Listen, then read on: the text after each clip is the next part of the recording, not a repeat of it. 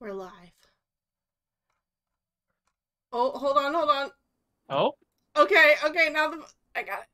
Hello, everyone. Sorry for the late start, but we are here now. I think we have some announcements to get to before we get into things, though. Yeah, oh my god. Okay. Sorry, I had to burp. Again. Okay. First of all, we just want to say thanks to our sponsors, Little Dragon Corp and Cardboard Castle Games. Little Dragon Corp is a Canadian dice company that supplies all kinds of cool tabletop gear. You can check out their Twitter at LittleDragonCo1 to stay updated on all their awesome products. And don't forget to use the coupon code PROBONUS when you head over to their website, littledragoncorp.com, and you'll get 10% off of your order. Cardboard Castle Games is a lovely game store local to the Evans, Georgia area. If you're like in Evans, Georgia, go in there and tell them Probo sent you. Why does my hair look like this? I look like Donald Trump. And they'll tell them that proficiency bonus sent you if you're there, and they'll give you 10% off. If you're not in Evans, Georgia, you can also just like go on their website and give them your patronage. So thank you to both of them for sponsoring us. Additionally, you should check out our other games. We stream basically every night of the week here at Probo. We have a bunch of D&D 5e games, both homebrew and like major published modules. We have some games that are systems other than 5e entirely, so hopefully we've got something up your alley. And we also have a community Discord with public channels, so come check it out and hang out with us. Why is it not picking up Fredbot anymore? Okay, nope, it is. Thank you to Adrian Von Ziegler for some of the music that we use here on Wednesdays in our backgrounds. He's a really talented composer and has great content usage rules for small streams like ours, so please give him your patronage and check out his, like YouTube. He has a Patreon, and support him if you can. Kristy, it's Star Wars this week. Any streaming? I think it's just Star Wars. Is it? It's Star Wars week. Okay. As far as we know, we are playing tomorrow for Star Wars. Yes. Yeah. So. But I do know my next Mass Effect playthrough will probably be the end of Mass Effect 2, because I think I'm at like the last mission or close to it. So. Well, next week you'll probably end up like if you stream, it'll be fairly early because of campaign 3, right? Yeah, probably. That's probably a fair assumption. Cool. So just sign on to Twitch and see what happens, people. Check us out on Discord. I will update you on Discord, but it'll probably be around 3 or 4 p.m. Pacific Standard Time, just to give myself a little bit more time to get through it, and also end either just shy of Campaign 3 starting for Critical Role, or maybe half an hour earlier, so keep that in mind. Any other announcements? Yes. This wonderful world that we play in is by the people at Critical Role, and they do a wonderful job on creating content for this world, and we appreciate that we can play in it. We are not affiliated with them in any way outside of playing in their world, so but I suggest checking them out. They are awesome people. And they just announced their first actual campaign module. I think it's like, what is it, Tales from the Netherdeep or something like that? It sounds very interesting. Or they like announced that it's going to come out soon. I'm not one that really likes to run games from a module, but it's definitely something I will be looking into. So it's very cool. And then also, are we gonna fight the people in Marquette there? Also next week, of course, I believe it's next week that Firbolg's Campaign 3 is starting, so yeah, should be fun. But I think that's it. Do someone want to do a recap? You know it's me. Spaghetti boy! I'm always looking at you when I say it, Ink. Y'all, last time, the party finally got some time to work on some personal projects and continue to develop our wonderful Iron Line business. What with meeting a newfound member in the Artificer named Matty, who has a plethora of services that she provides, She wanted to basically go into business with the Iron Line, both as a craftsman as well as a possible future mercenary, which is super awesome. That being said, the party basically just covered over some downtime. Reksha did some work with the Church of Moradin to kind of undergo some help with some rituals, as well as doing some forge work, doing some crafting. We have Beckett, who has kind of become the trainer for some of our newer members, most specifically a very interesting young cat boy, in training him in the ways of various martial prowess. We had Dumka, who was going around and trying to garner some more connections for the Iron Line, doing a little bit of carousing, earning some favors within the city, which he promptly cashed in for a wonderful magic item salesman and contact to be able to have a steady inflow of magic items and scrolls at the Iron Line's disposal. Also took the moment to catch up and touch base with Reksha following the unfortunate conclusion of our time in Oath, where Reksha had to re-encounter his old adoptive mother. A lot of things were kind of left unsaid, and Dumka just made the effort to kind of step out and say, hey, you know, I'm your friend, I want to be there for you, but you need to tell me when things are going wrong. And I know that you're overworking yourself so as to not have to deal with that, but I think that you should take some time to relax every now and then. It was a very good talk. We have not yet gotten to hear what our lovely Tremayne is going to be up to, however, as we were down one fabulous and beautiful Victoria. But Victoria is back now, so I'm sure we're going to figure that out, right? Now.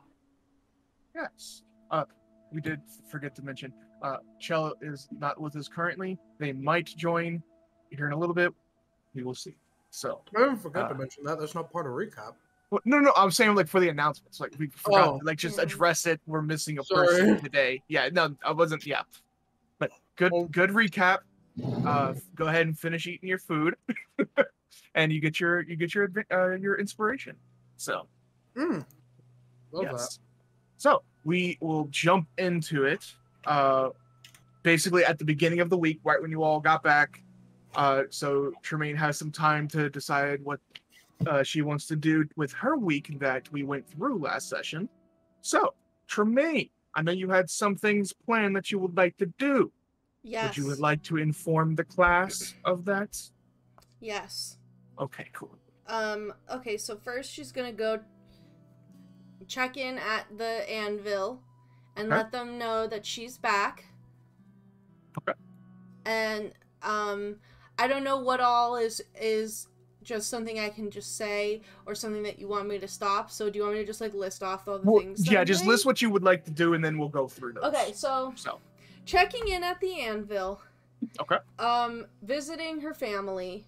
Mm-hmm. And maybe like helping them out with their business, like working there a couple days, and then because she stays at the Iron Line, like she'll still come back in the evening, so like she'll occasionally also like help out with training sessions, but like Beckett seems to be doing a pretty good job with like the basic core skills. So because Tremayne is like a battle master, she is going to focus on teaching people like more advanced skills like parrying and like, you know, fancy footwork and like basically teaching her like maneuvers that she has. Like how to like read an enemy's weaknesses, like what things to look for.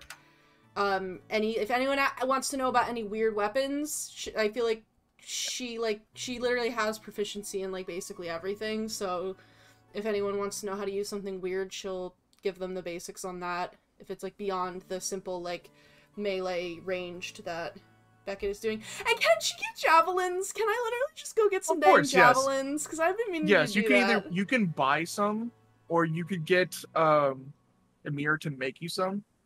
It would be basically half the price if you went that route. or you could just go to some random, like, merchant and buy some javelins. Okay, so I think It's up to because you. buying them would get instant gratification, but Correct. having Amir make them would be cheaper. So early on in the week, she would ask Amir to make her like 20 javelins, Okay. so that Amir has time to do it, Gotcha. and I will give her whatever money she needs. Yeah. For that. Yes. Let me look up how much a javelin is cost. Silver? It's not. Yeah, I'm gonna say it's not much.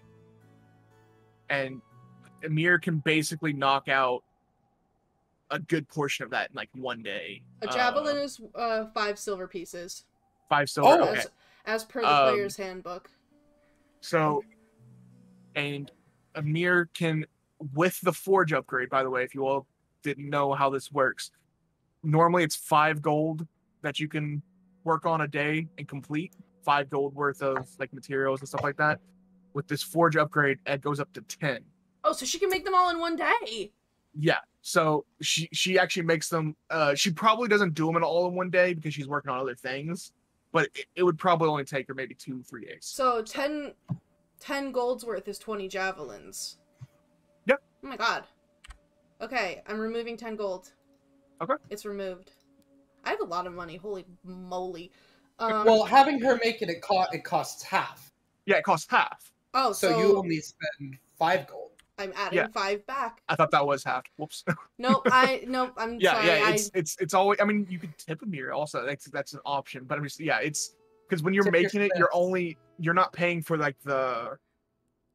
Typically, when you're making it yourself, you're just paying for the material costs. So, Okay, and since you she's know an what? employee of yours, I will give that's Amir. why it's half. I will give Amir because I had already You taken don't it have out. to. I'll give her a 5 gold tip. Oh. And I give it to her at the beginning and I say, if you want to make them like really nice, like there you go. Otherwise you just keep the change. Oh, good. She's He just pockets the gold. These are She's just like, "I will basic make ass. them This is functional." basically this is just basic ass iron javelins. I will make them They are functional, very, then like, go they- and get 5 gold worth of drinks. They are like, even like doing the basics. They are really good javelins still, like quality. But yeah, they're just basic javelins. Yeah. Gotcha. Was there anything else that you wanted to state that you were doing? Because No, now at this point it would just be checking in at work, visiting the fam, and special like advanced level training. When are you gonna romance my mom? Hold on, I'm getting there. Wait, actually though, hold on. Now that you brought it up, No, I was kidding! It was a joke! you know what? Actually, I will go over to the Rallinet estate. I will Okay. go over to the Sure. Rallinet estate, and I bring my Solvia Groves diamond plum wine bottle that I got. Okay? sure. Well, yeah. Ask Okay, and we'll get to that. Ask and ye It shall was a joke. receive. So we're gonna start with you going to the anvil and seeing your boss. So you enter the anvil. Androx is of course standing at the door like he always is. Notices you coming in and kind of like gives you a little head nod. Doesn't say much like normal, but if you would like to. I really want to troll him, but I'm not going to. Okay. So he just gives you a head nod, and it's like seeing that you return, he kind of just points up to Motrak's office. You make your way up to the office. Knock, I'm assuming. Yeah. You it takes like a minute. 1 minute, and minute passes. You What's can he come do- in. Oh, okay. I wouldn't have heard what he was doing in there anyway. I'm not perceptive. Okay, I go in. So you enter the office, and Motrak is sitting behind his desk. The black dragonborn that you've known for a while now, sitting there. Oh, I see you've returned. Yep, I'm How back. was your vacation? It was so nice. I got you know, just really like found my religion in Oath, like really just had Oh, like a spiritual okay. awakening. That's good. Good, sure. Okay. I have another fights coming up. This is actually a little bit special Oh, that I would like you to participate in. uh-huh. The only thing is you're going to need 4 individuals to help you. Wow, what a coincidence. I have 4 friends in this world. Well, I have more than 4 friends, but I have like 4 good friends, close good friends that... I don't care. What is, may I ask, like, what is the nature of this, you know, like, what are the rules? Like, magic, no magic? Any means necessary. This is a fight that, let's say, how we have something that is a little more entertaining to a group audience. It is a fight until you give up, or until you and your allies are all dead. And our opponent, either gives up or is dead? Sure.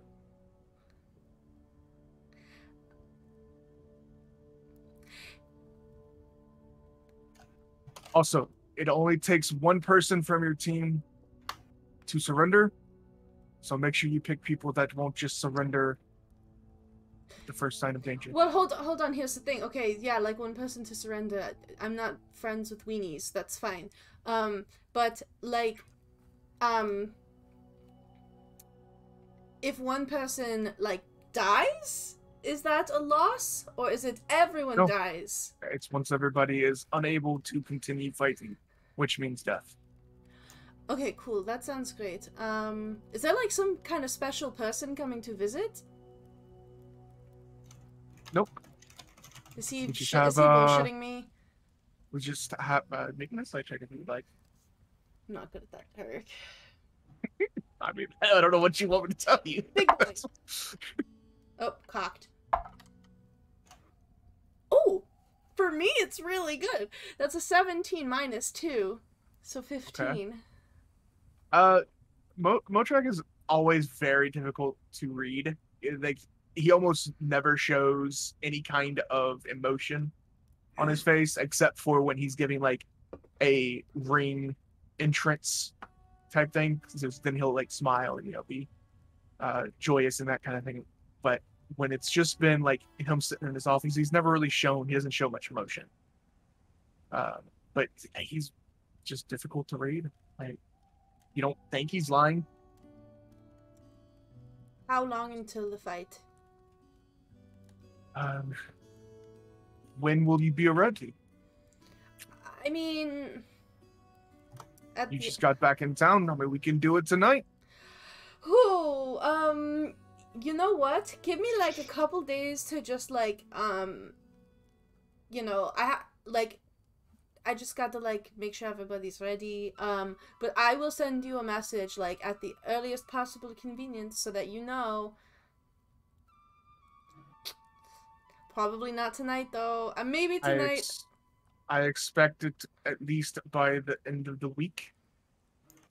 Yeah, of course. It's gonna be, like, give me, like, a couple days.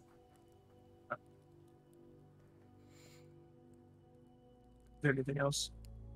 Did I hear the news about, like, that kid that was being investigated for that murder? Or was that just... Probably not yet. Okay. Because that was just, like, a Dumka and Zach. Yeah, that was, yeah. Oh, yeah, I still need to set up that meeting. Let me just double check.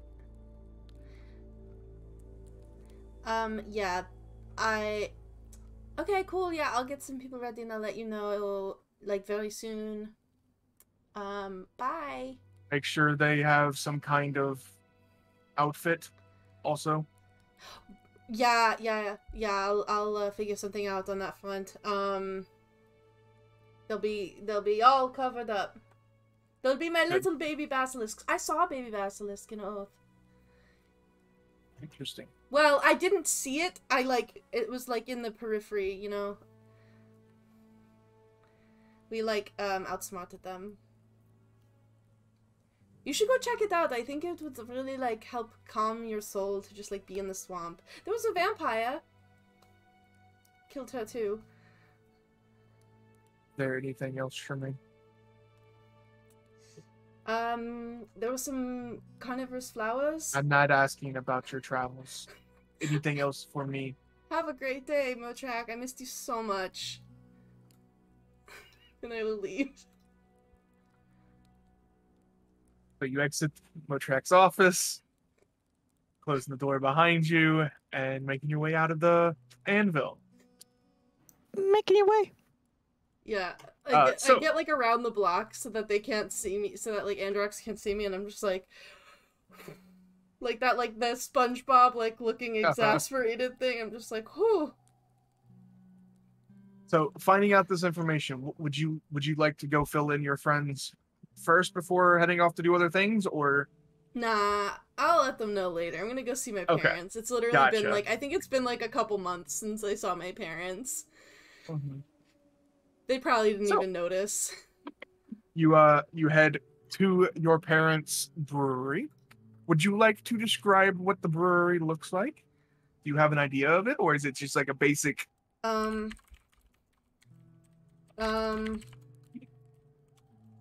mean, I know you have a logo picked of it. Yeah. But... Hold on. So I think it's like a 2-story building with like the timber framing with like the plaster in between, like that kind of like more Germanic, Empire architecture. I don't know, because it's just like a shitty little rundown like building, and there's a sign out front of a mug of ale with 2 hammers crossed over it, and then underneath it says Alesmith Brewing Company, and it's near like the docks, like at the north end of the city, and everything outside probably like it has that typical like low tide like dock smell, but also mixed with like kind of like hops and yeast in like and like a little bit of industry because it's Port Zoon, and the door is black. Nice. Yeah, I don't know. And I go when you go to visit, would you go like straight like in the morning, or like, because they do serve food, of course, so would you wait until business was basically done for the day, or before business started? I think I would go earlier in the morning, because they probably are only open from like like mid-afternoon until like the end of the night kind of thing. Yeah, kind of like a late lunch or dinner. Yeah, so I'll go when they're like still setting up and there's no like random assholes in here to bother me. Gotcha. Yeah, so you enter the establishment into a like not a small dining area, but not like a super huge one either. And the first person you see is your brother. Do you basically want me to say it? His cleaning... name? Huh? Do you want me to say it? No. Okay. Your brother, basically cleaning off some tables, setting some napkins and things like that like down after cleaning it off and everything. Your brother Tiago. So there, Tiago. Sorry, Tiago. Yes. This is younger brother, of course. He has golden eyes and orangey pink skin with striations like sandstone. Do you want me to do it? Sure. Okay, yeah, so his skin looks a lot kind of like how in the Grand Canyon there's like the different layers of rock that are different colors. So he kind of has like that coloration. It's like oranges and pinks and like browns.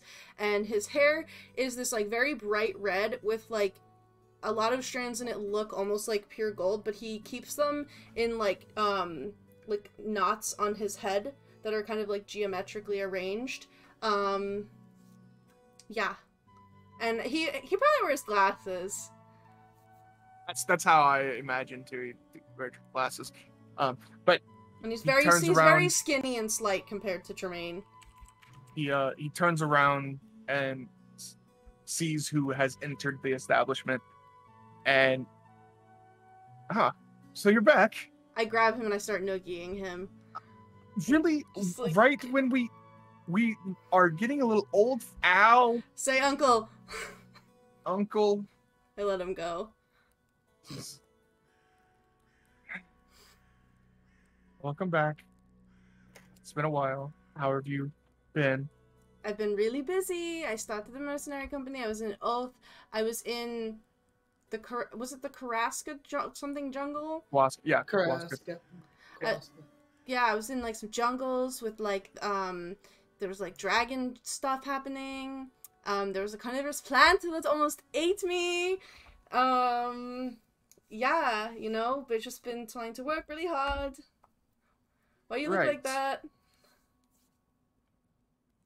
Have you read any good books lately?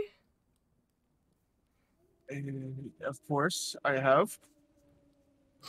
Sounds like you've been having a interesting life. You know, it'd be helpful if you came around and helped a little bit more. I wouldn't have to do all the cleaning myself. More time for those books. Yeah, you know, I'm very lazy. I don't really help a lot. I I'm know. sorry. What, do you want to help me right now? Finish washing these tables? Or are you gonna run yeah, off again? because I don't know if you saw on that table there, but there's just like, I think that might be barf that's just dried on it. I'll help you. I'll get a rag and start helping him like clean. Yeah, or like I'll get there's like a small broom. There's a small bucket on the ground that he has water in, and there's another rag on it. He picks up the rag and just like tosses it at your face.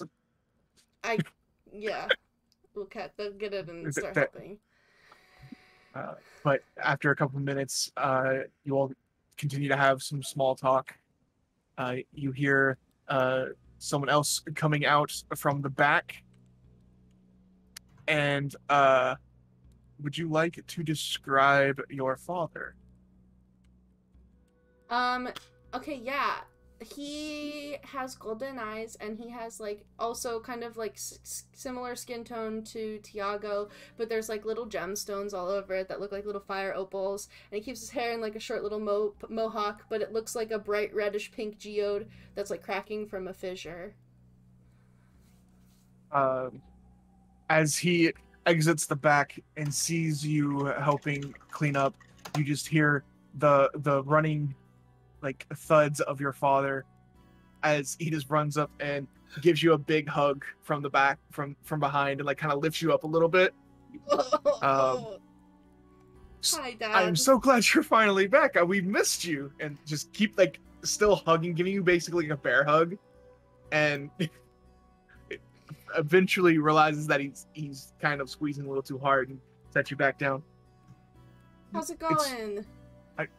I'm glad you're back. How have you been? It's been so long. I know, it's been a couple months. I started a mercenary company with my friends, and we've kind of been going all over the place.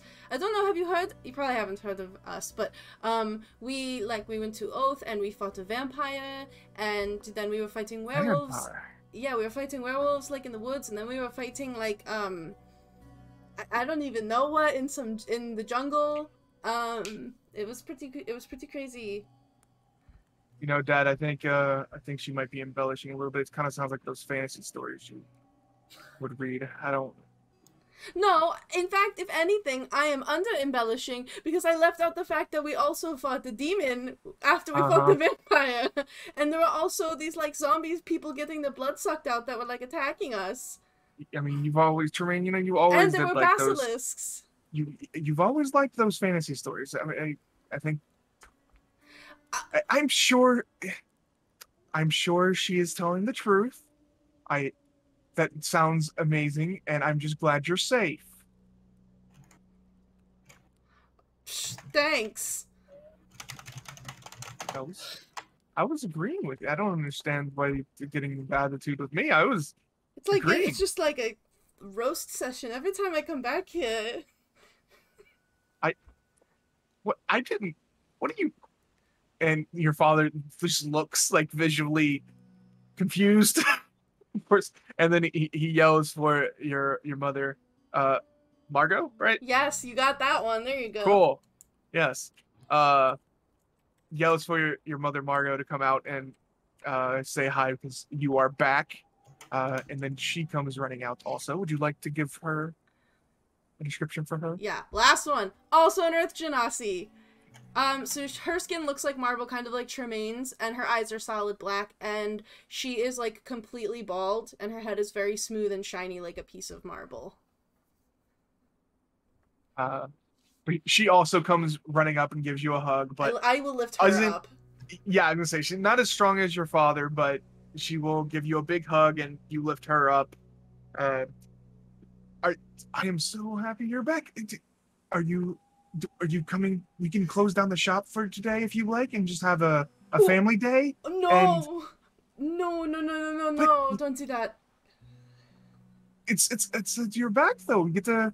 You sure we don't want to have a family day? We can go out. We can go out to eat if you want. You know what? Whatever customers you guys have, I think you should stay open for them. I think that's really important. Like, one of the things. So, Mom, I didn't tell you this, but I started a mercenary company with my friends. It's literally the third time I've had to say that.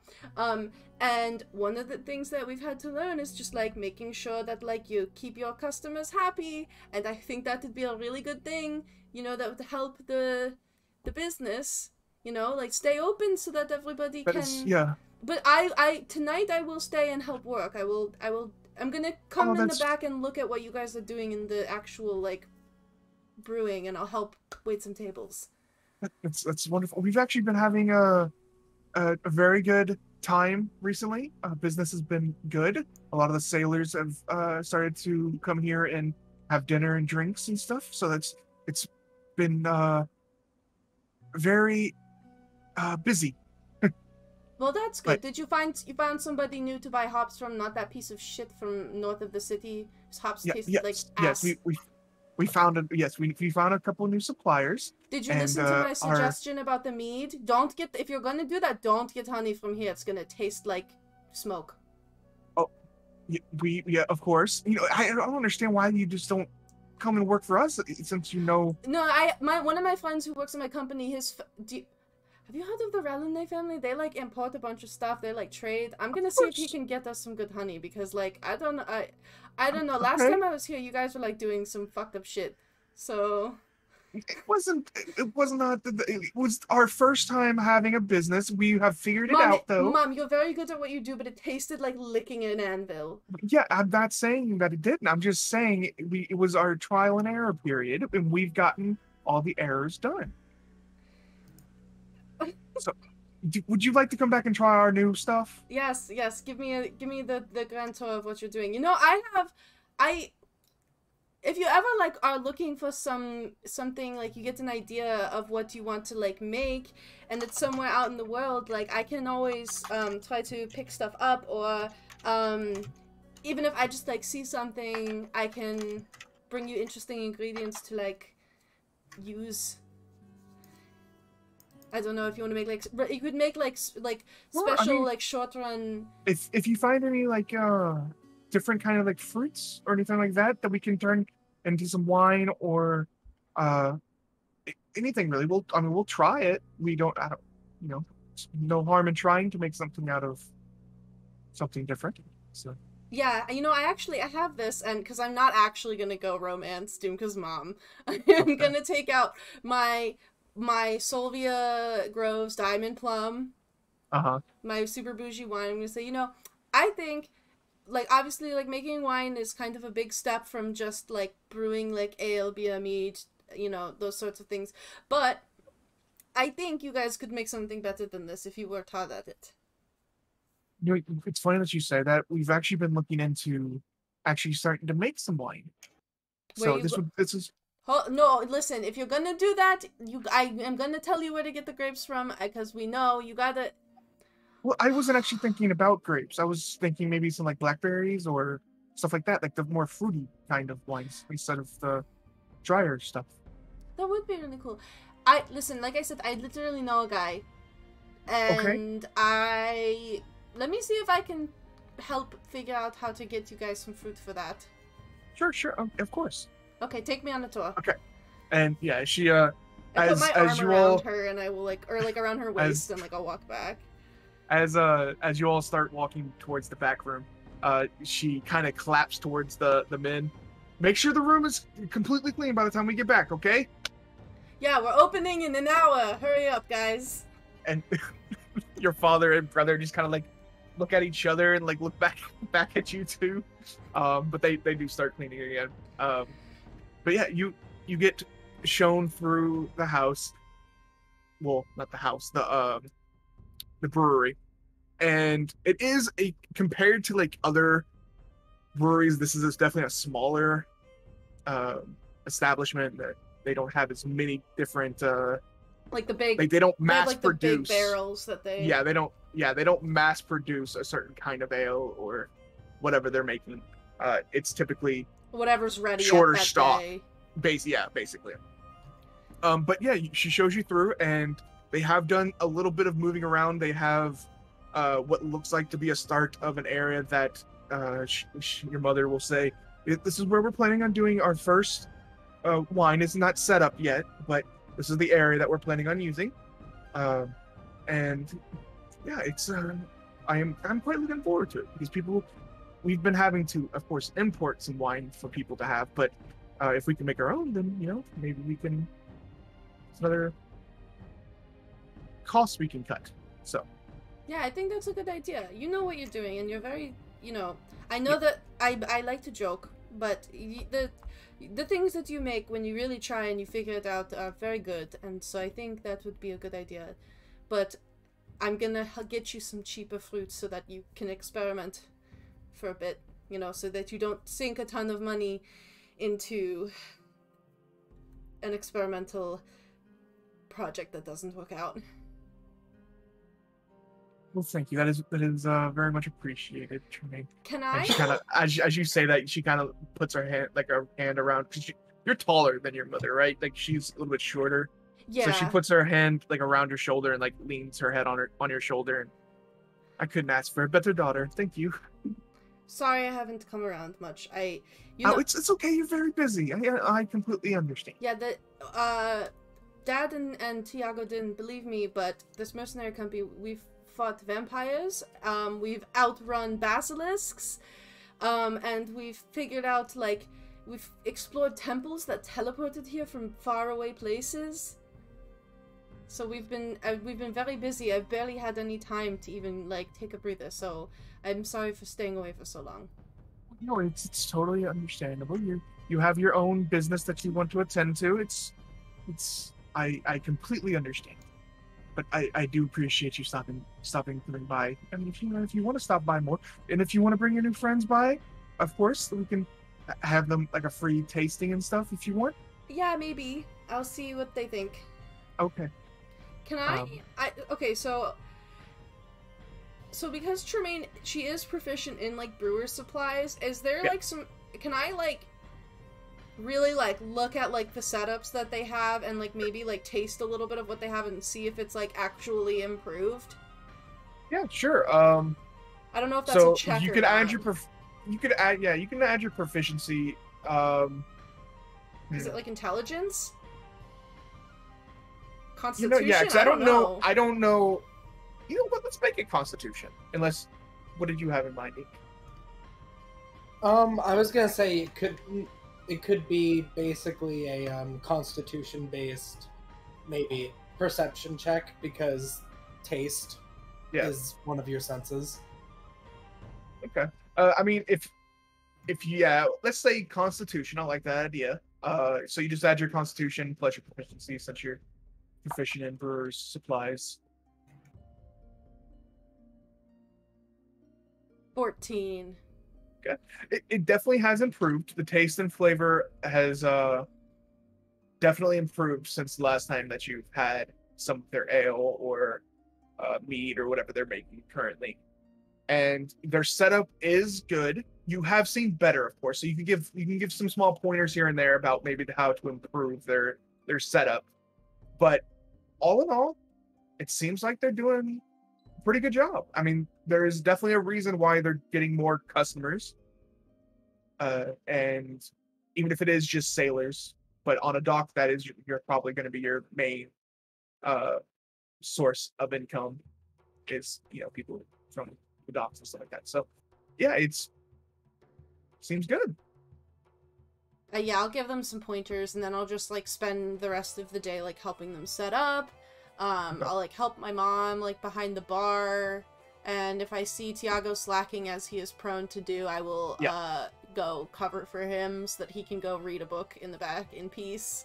Yeah, there's definitely a few times where you see he's trying to, like, clean or set up, but he also has a book in his other hand, and is just trying to... He's not really focusing on the cleaning or setting up part. So, yeah, I'll try to do double time so that he doesn't, like, get hurt or something.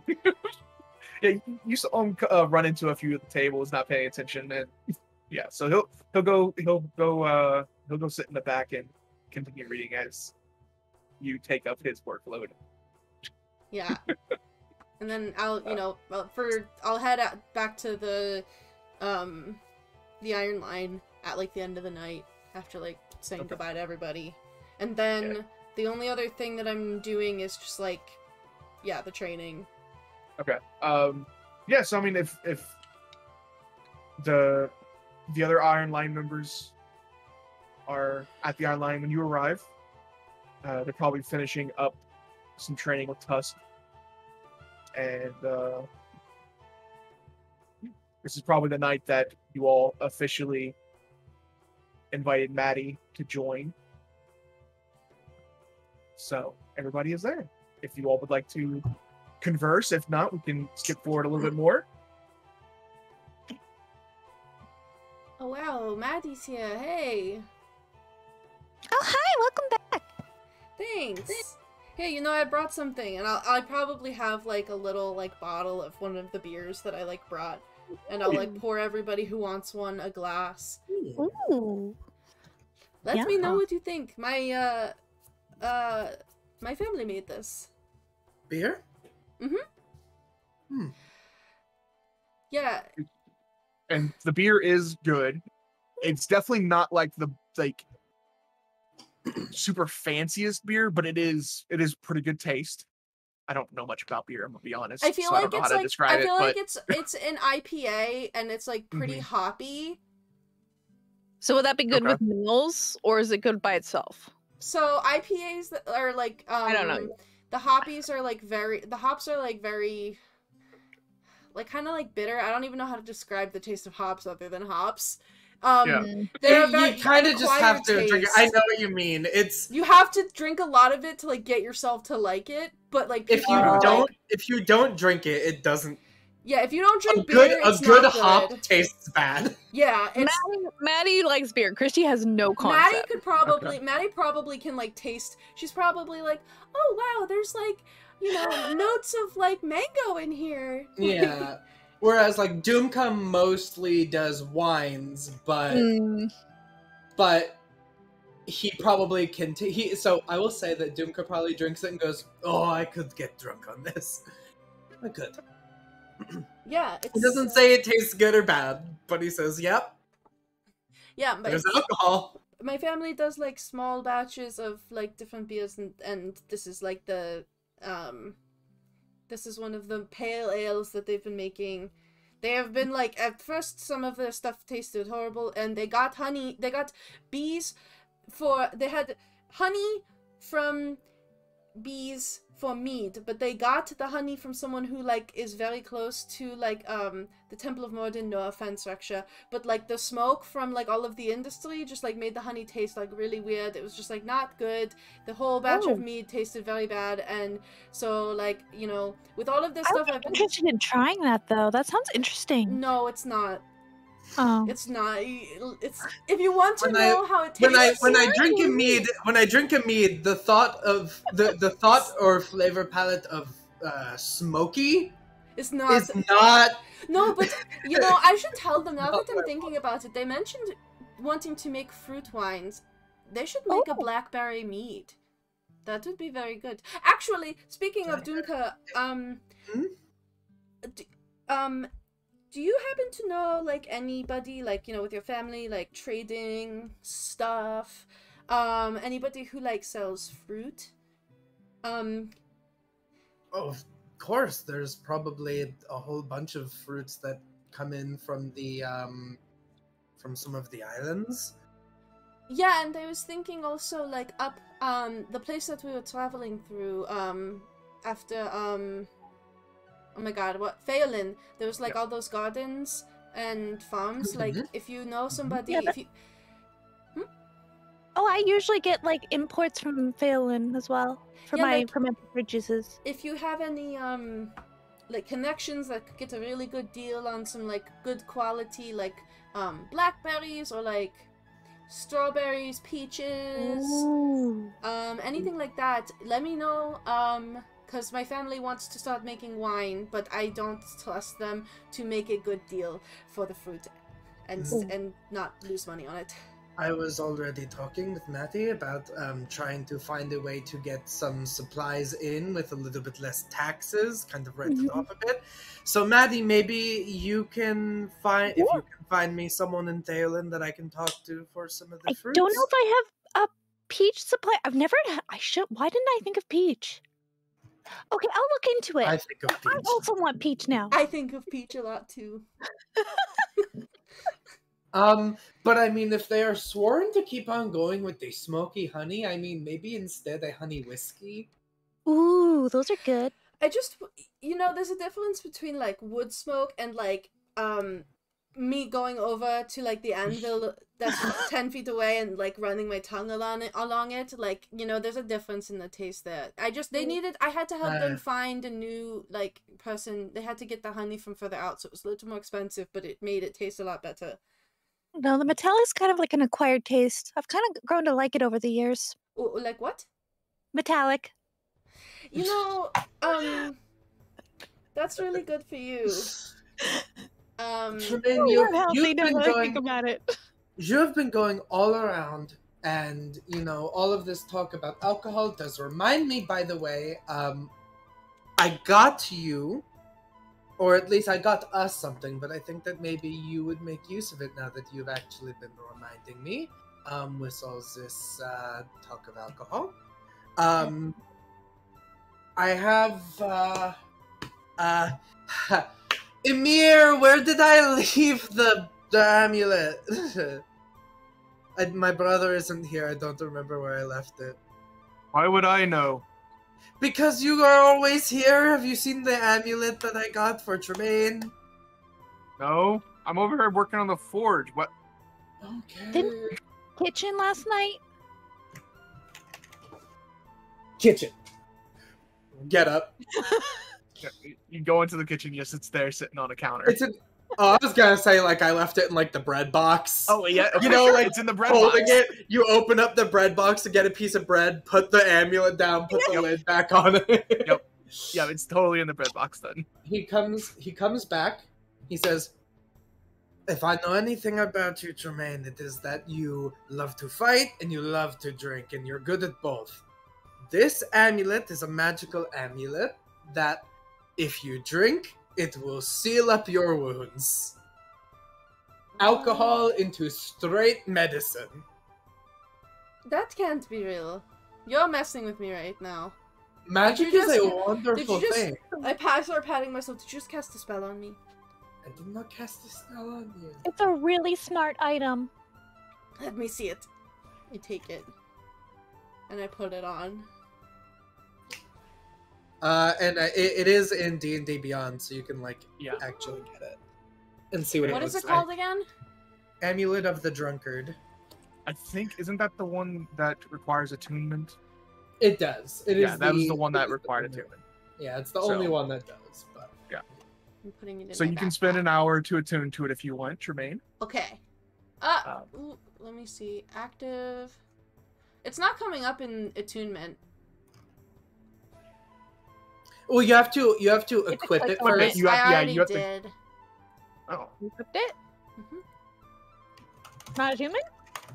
I don't like think did so. you put it on like wear or like you have it like how you equip armor and stuff This like that? amulet smells of Oh, old no, ale stained it's not wood. While attunement, wearing it, Derek. You get Oh, it's not? I thought it was- okay, Drink never a mind. pint of beer, ale, meat, or wine. So No, never mind, you don't have to yeah, attune it's to not it. attunement. You just have to Nice. wear it. All right. Yeah, I thought for some reason I thought it was attunement. But Well, it there can you only go. do, regardless of day. who uses it, it's once a Yeah, day. So once a you day. can't like pass it around and all get drunk. Gauntlets are the ones that require attunement. The gauntlets gauntlets are- of ogre Yeah, strength. gauntlets are. Yeah. You know, I had another like quick. This one's less important and it's not as big of a deal as like trying to get trade imports. But you guys good to fight in the Anvil sometime this week? No, shut up.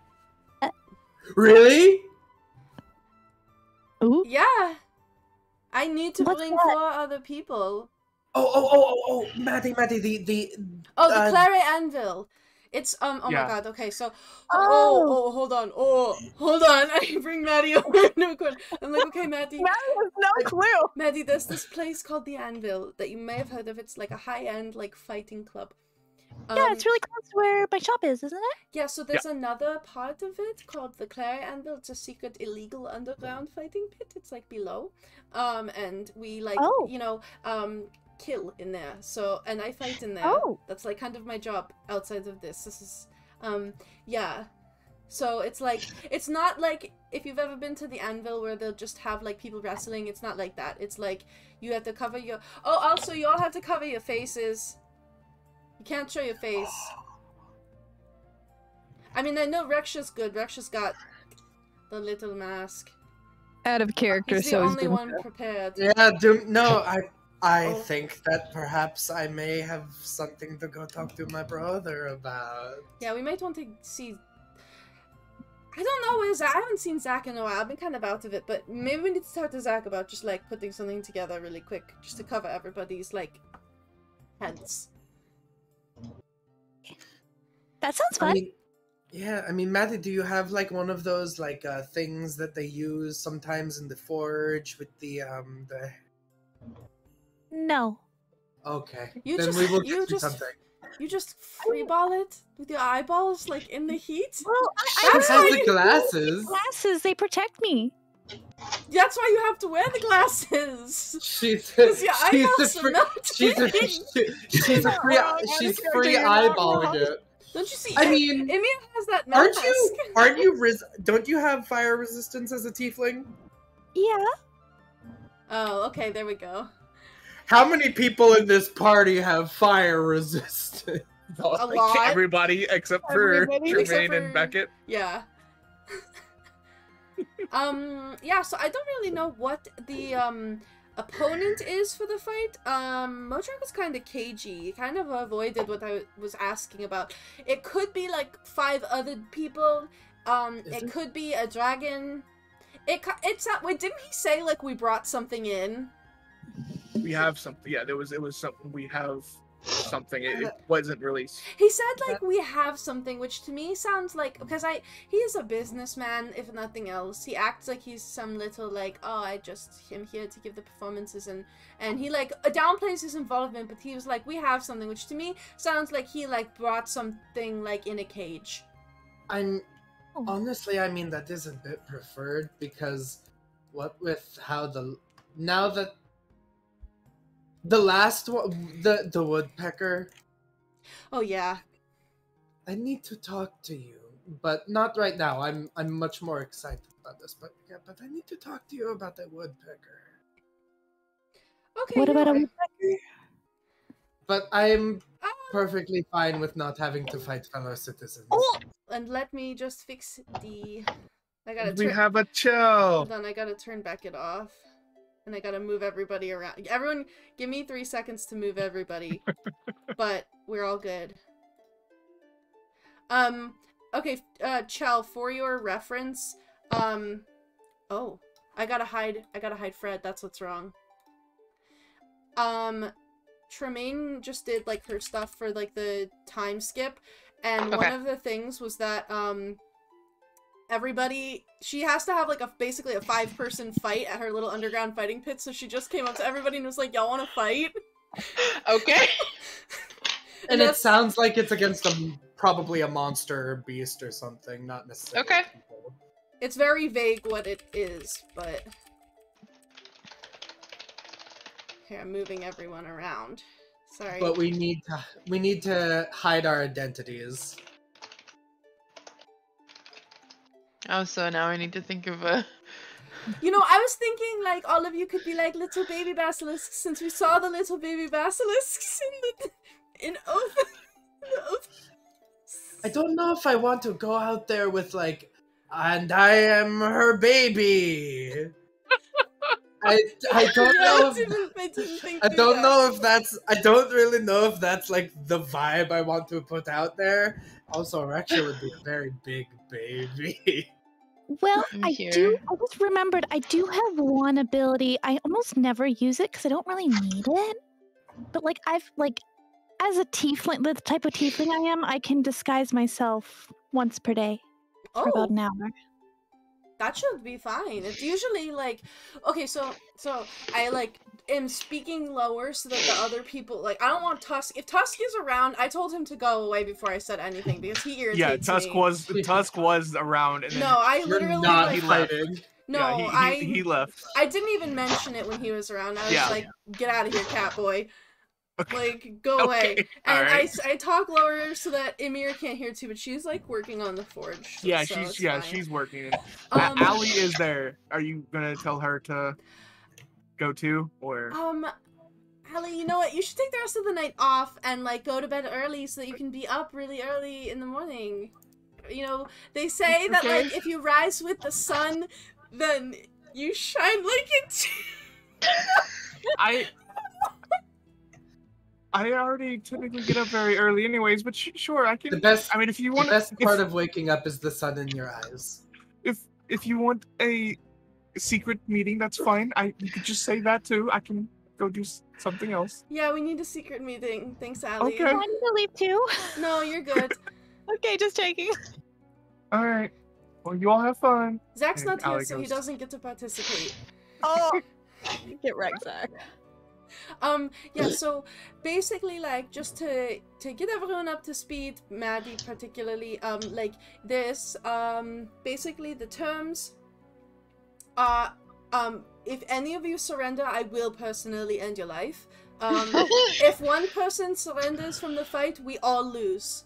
Oh no. But, we basically can either go until we surrender, or until we all die. So, as long as we don't all die, we win. Great. That's a lot. Are we allowed to bet on ourselves? Maybe we should see if Shashe is going. Well, oh my god, that's another thing. We should go talk to Shashe. If Shashe is going, we could give Shashe money and they could bet on our behalf. I lean over to Matty and go, rich benefactor, lover of Draconic history. My friend. Before all of that. I Tremayne's also friend, appreciate Draconic history. We'll probably get along. You seem to get along with sort of everybody, which I like. Yeah. So Yeah, Well, I like everybody. did I like miss some things with just like going and visiting my family and like did I like because like are we really like what's the I just we should are Maddie going like into- what's the deal? we No are going offense. into business. We're going into business. She makes so much shit. She's willing to make all of it for us. She's smart. She is nice. She is got a gun. What is Gun? a gun? Well, here. I'll take it out of my holster. Tremaine did not get to participate in this part last time, and this is the one thing when I rewatched the episode, I was like, Hand it over. this is what I want to do. What do I Not do loaded. with it? Well, I'd have to give you the gun clip for you to use it if you want to try. Probably does it- not inside though. What does it do? It shoots. It shoots Basically- stuff. Oh, so It it's puts- like a crossbow. Puts holes It's in kind of like a crossbow, but it's more like they shoot like ball bearings, but smaller. Let me do it. Okay, let's go out to the training arrow Yeah. thingy. So Our gun rock, the rock that we shoot with the gun. so you can make an attack roll. You just add your dexterity because you are not proficient in firearms. I don't trust any of my dice. Go. 21. Oh shit. Nice, yeah. You hit the target. Right, like Wow. almost right dead center too. Ooh. Oh, that is a little weird. It like makes your arm kind of shake. Okay. We're used to the recoil. Yeah, that's new. Thank you for that. You're welcome. Yeah, I mean, I suppose I have no choice but to trust all of you. That's fine. And if Allie, can you hear this? If Allie trusts you, then I trust you. Oh. Trust her. She's a very good friend. You guys are all so kind. I always feel so welcome when I come over. But, yeah, so If you're willing to bleed for us. Yeah. Seriously, actually, when are you ready to bleed for us? Or rather, when are all of you ready to bleed for me? Because we can do that, like, as soon as tomorrow if you wanted. Yeah, that's more than enough time for me to prepare my brewing. This would be a wonderful way for you to showcase your skills in a very real scenario, because it is Super exciting. Oh my god, I'm so nervous. It's been so long since I've been in a fight. Oh my god, I'm excited. Well, yeah, this should be, it's pretty high stakes. Also, a thing to keep in mind, I mean, the rest of you have seen the fights, but, like, you don't want to just win as fast as possible. You want to, like, look really good while doing it, because it's about getting people, like, excited to watch. So you're telling me I should bring a lot of, like, really cool bombs? Yeah, anything that, like, explodes or flashes. I got you. Or is very No colorful, problem. or just, like, very gory. Great. Yes. Gory, not so much, Dumka. but definitely loud and, like, flashy. I can do. Dumka. Is Beckett going to be able to bring Sarah in? Ooh. You know, they didn't say no dragon pets, but we didn't bring her last time. I mean, did they say bring 4 friends? Yes. Okay, so 4 friends and a friend of a friend. I will leave that up to Forcing Beckett it. to decide what happens. I will say it would be very difficult to hide Saren in a. We could, like, I'm not talking about hiding. I'm when saying we go like, in there. like disguising Saren. It will be Yeah, very it's kind difficult of like to a do that. We will, walking okay, we'll billboard. So, get I mean, a it shag is- rug and drape it over her and get little ears and put, like, a little cherry tomato I get a on wig. her nose, so I she get a looks like nice dog. blonde wig. Like a little How they're doggy. describing this, Sarah would not go along with. You already know Just, this. just say that it's a really fucked up dog. I feel like Saren is just like You also have to staring remember, daggers Saren at has all of us. horns and wings.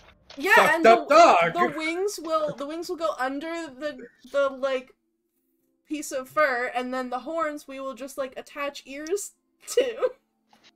Put Saren in a dress and then just walk on the hind legs. Oh my god. You know, if you did that, she would not look that different from Mochak. Like, really, like, she wouldn't. She would look like my boss there, so it's... Beckett, I would leave that up to you. I don't know if they will allow it, but I know that you don't want her to be at risk, then it's fine. Either way. She's perfectly capable of being on her own. If she's not going to be allowed, then I think that would be fine. Are you okay with participating without her? Yeah. Okay. Well, yeah, I need to go talk to a man about a fight now. Do you all want to, like, do this, like, as soon as possible, or do you want to give it a couple days? I just need to send word by the end of the week about when I want to do it. These people are always getting you and being like, you need to fight, and you know what? We want you to have some free time, so let's just... If they put up the pins, let's knock them down as quick as possible so that they have to go and figure out who is next to fight you. Free up some time for you. Okay, well, I'll be back in, like, less than an hour. I have to go talk to somebody. I'm gonna go tell my boss that I found people and that we are ready to fight basically, like, tomorrow night. Alright. We'll be ready for that tomorrow then. I will have you down on the books. And just make sure everybody's identity is concealed. Oh yeah, we're already taking care of that. It should be, a very, flashy time. Good to know. Well, we will see you tomorrow night then. Yep. Good night to Tremayne. Bye, Mochak. Okay, and then I go home. By the way, Yes, Matty? out of character, what was the rule? Is magic allowed? Like, what's Yeah, allowed? anything goes. Girl? Yeah, Anything goes. Tremayne would have explained all of that. That it's like you can basically like it's anything. You just have to survive. Shoot a cat. Just Just bring your fucking Gun allowed to this fight. Yes, a gun is Just allowed. like- Well, a gun is allowed, but if like they're not very common, and she's worried about it like being noticeable outside of the fighting ring, then she might want to reconsider bringing the gun. Because if people see it, then she could be a target. we have to just not kill it super efficiently. Well, I'm more We need concerned to which potions I should bring. Should I get? I'll ask the party. So I can either bring a healing potion, which Out of character gives you 2d4 plus my intelligent modifier, so it's 5. So 2d4 plus 5. Resilience potion, which gives the drinker a +1 bonus to AC for 10 minutes. Or the boldness potion, which the drinker can roll a d4 and add every number rolled to every attack roll and saving throw they make for the next minute. I can bring 2 and give it to 2 people. I like the boldness one, the D4. That's where I was leaning towards, and also the AC, but I'm not sure how everybody's Yeah, AC is. I think the D4 and the AC is pretty cool. Reksha has heals on. On tap. I also Yeah. have heals, but it was just like an extra. Yeah, boost. like 3 of you can heal. Yeah. So. So I think Yeah, Tremayne will say that like basically like healing magic looks way cooler than drinking a potion, true. and you can just chug the potions like as soon as the fight starts. So Mhm. it'll be a better use of the time, I think. should I get 2 boldness or 1 resilient, 1 boldness? Maybe we should like you or Dumka should have the one that makes you harder to hit. Oh no, I'm fine. Don't worry about me.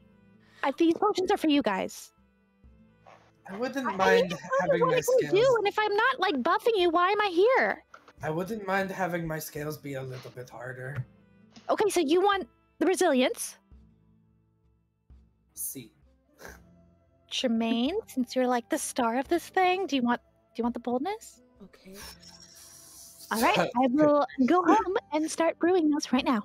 Cool. That's gonna be nasty. I know. I also bought like, if I remember correctly. No, wait, it's not this game that I bought a bunch of healing potions. That's another game I'm in.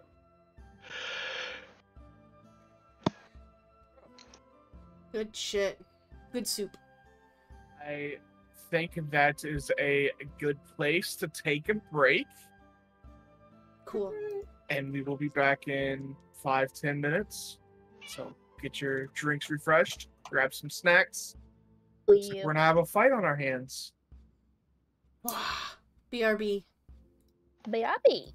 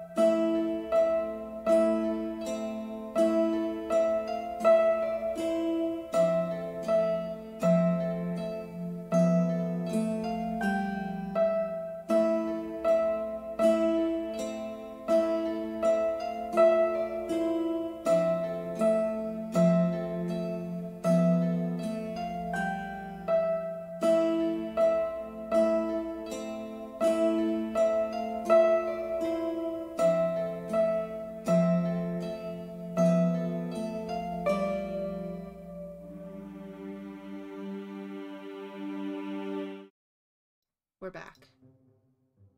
We are back. Hello. Hopefully everybody got something to drink and some snacks.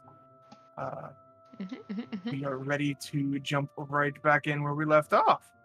So, does anybody have anything that they would like to do before we skip forward to this fight? Does people want to describe what their outfit looks like? I will give everybody gold if they need it to get like something to cover their face with, even if it's just like a piece of fabric. I don't know these people's lives.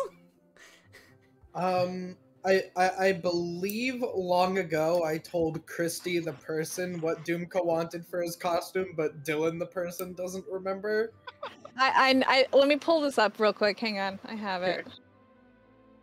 Oh, where did it was gonna be my crime fighting outfit. Oh, while he's looking that up, Beckett, would you have an idea of what you would want to?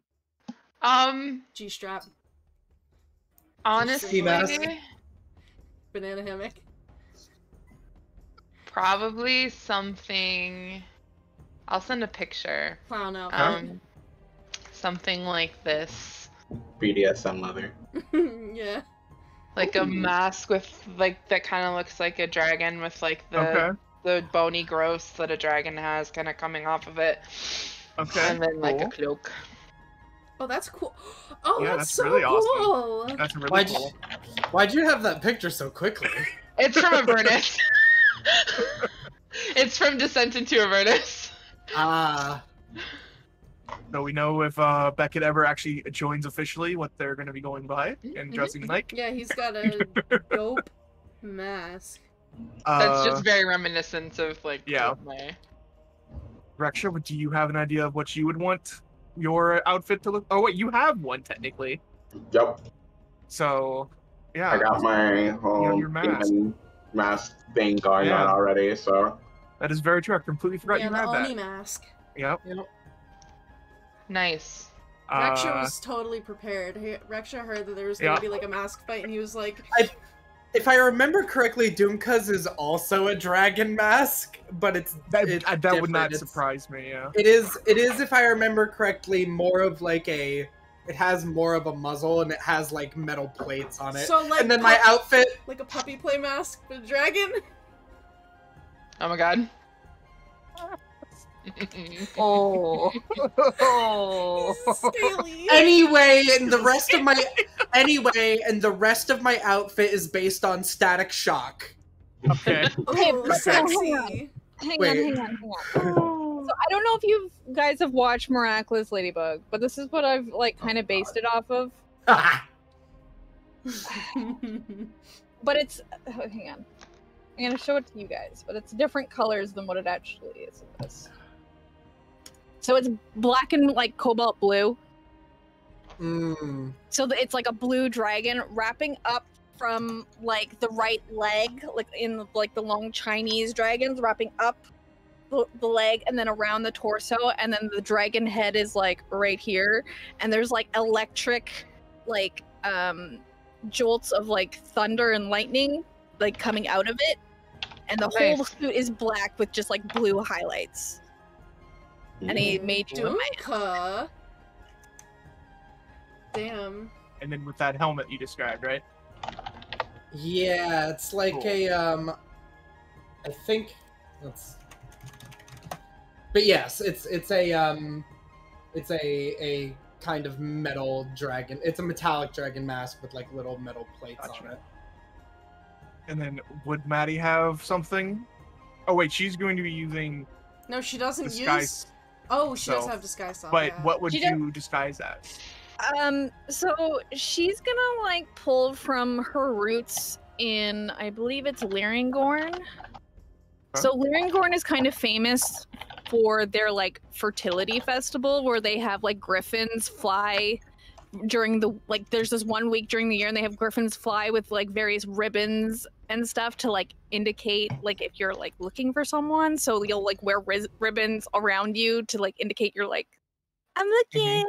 So she's got when she uses disguise self, she hasn't done it yet because it only lasts an hour. Yeah. It's going to like look very frilly and very like ribbony in terms of the outfit. It's still yellow and like pastel greens, but then her mask is like a griffin with like her horns completely hidden, and it's just like it looks like griffin feathers in her hair. Yeah.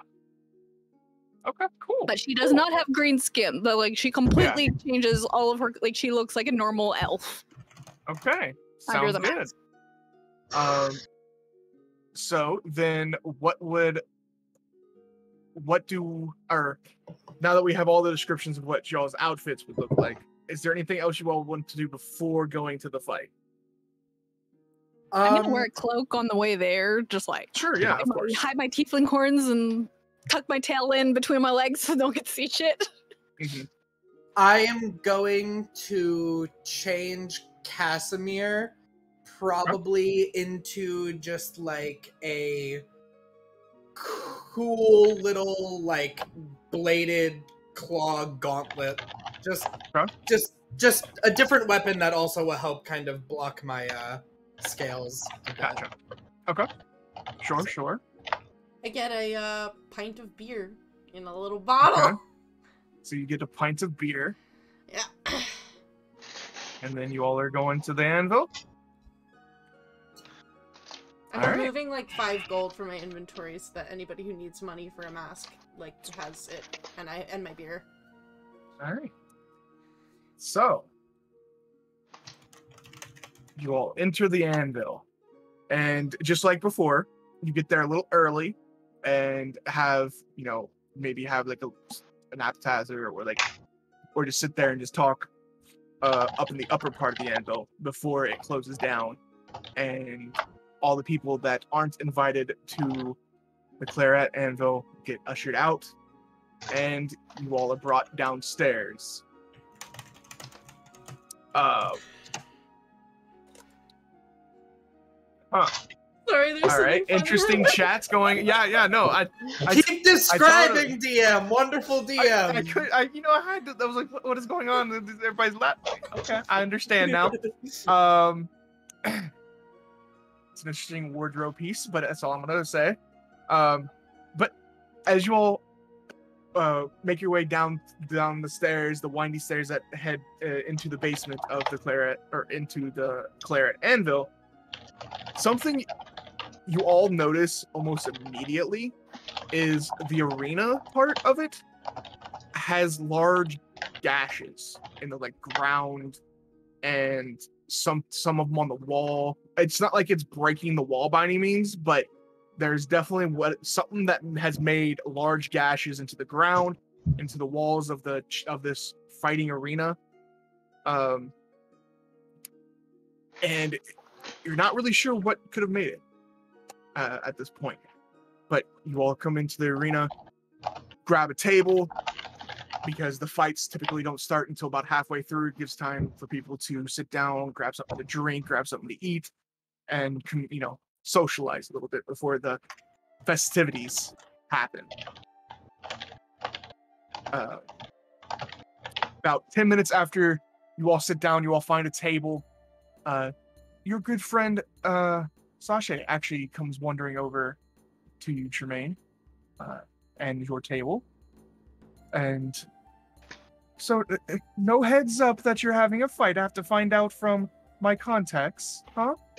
Oh my gosh. Rude, a little rude of you. No, we were gonna come and visit you. But this happened kind of like last minute. We were like, let's just get this all out of the way. And then we're gonna go hang out with Sasha 1-on-5. Just have like really intimate, like close FaceTime without all of these like scrubs around us.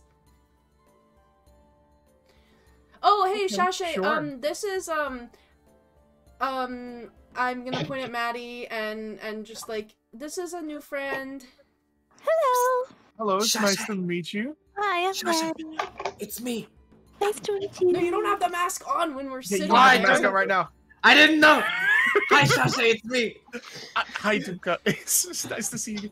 It's very nice to meet you, Matty. Sashay will like take your hand and they will kiss the top of your hand. She blushes. So you all are always making new friends. It is it's very nice to meet you, of course.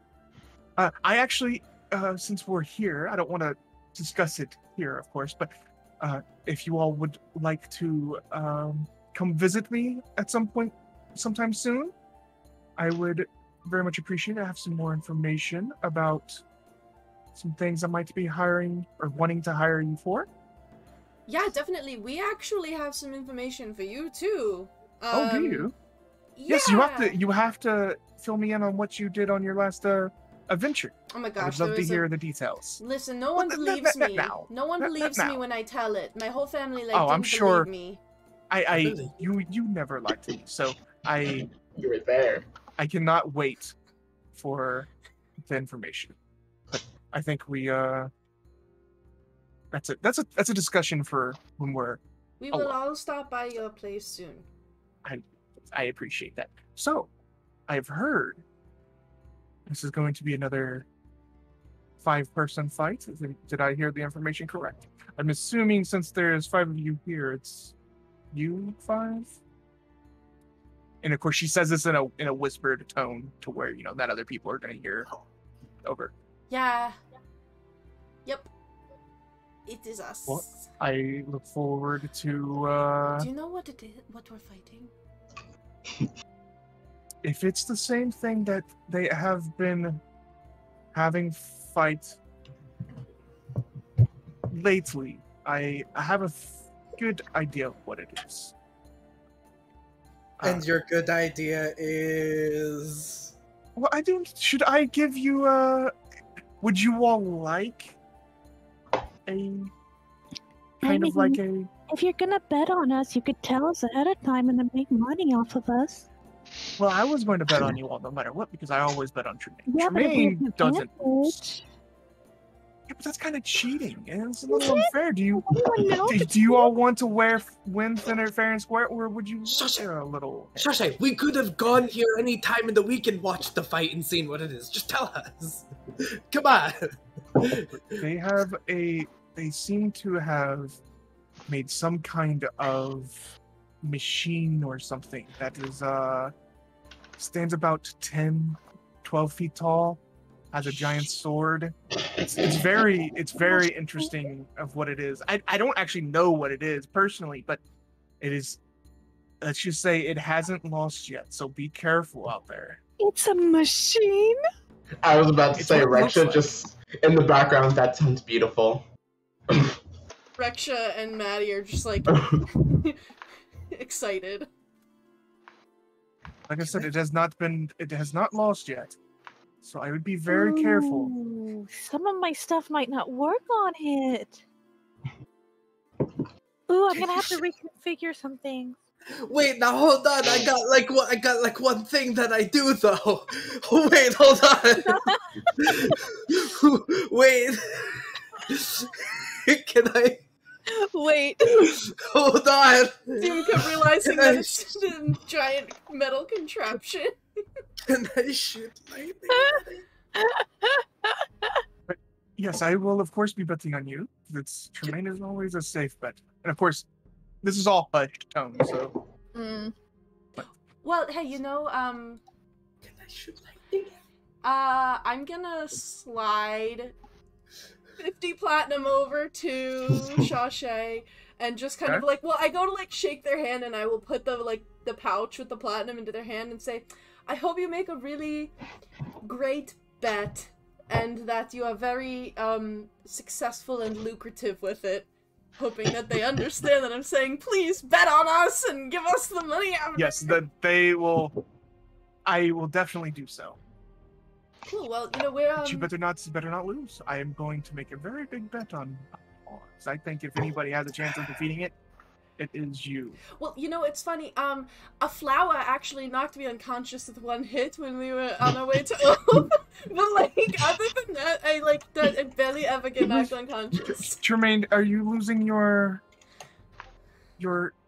martial prowess. Is there something we need to talk about? No, it was just like a flower that I didn't think was gonna like juice in my Flower. face. A flower knocked you unconscious. Yes, it like sprayed or like did something to me. Oh, so it was like a mind-altering. It didn't actually like. Okay, I am understanding what you mean. Okay. Yeah. Well, does anybody else? You kind of like look around at anybody else and kind of like. I'm motion removing. towards the I'm like, removing the pouch 50 of platinum gold. from my thing. So Yeah. So Shasha, I gotta be honest, I'm a little strapped on cash. Here's all I got to bet on me, and I put 2 silver coins in. I would really love for that to be doubled. Hang on, I'll put... I got no... Shasha, I spent so much money. I got no money right now. Oh, yeah, you poor thing. I'm gonna put, I don't have a lot. I don't want to take from my shop money. I'll take from my money. So I'll put down 200, so 20 platinum. Okay, so 20 platinum. I'm noting all of this in the party loot. Reksha? I'll throw down 50 platinum. 50 platinum. Okay. I'll throw down 300 gold. Okay. Look, I'll have money coming in soon if my mercantile stuff. We will share with you. I'll share with you. Yeah, I love this. It's 50 platinum pieces, 20 platinum pieces, 50 platinum pieces, 30 or 300 gold pieces, 2 silver.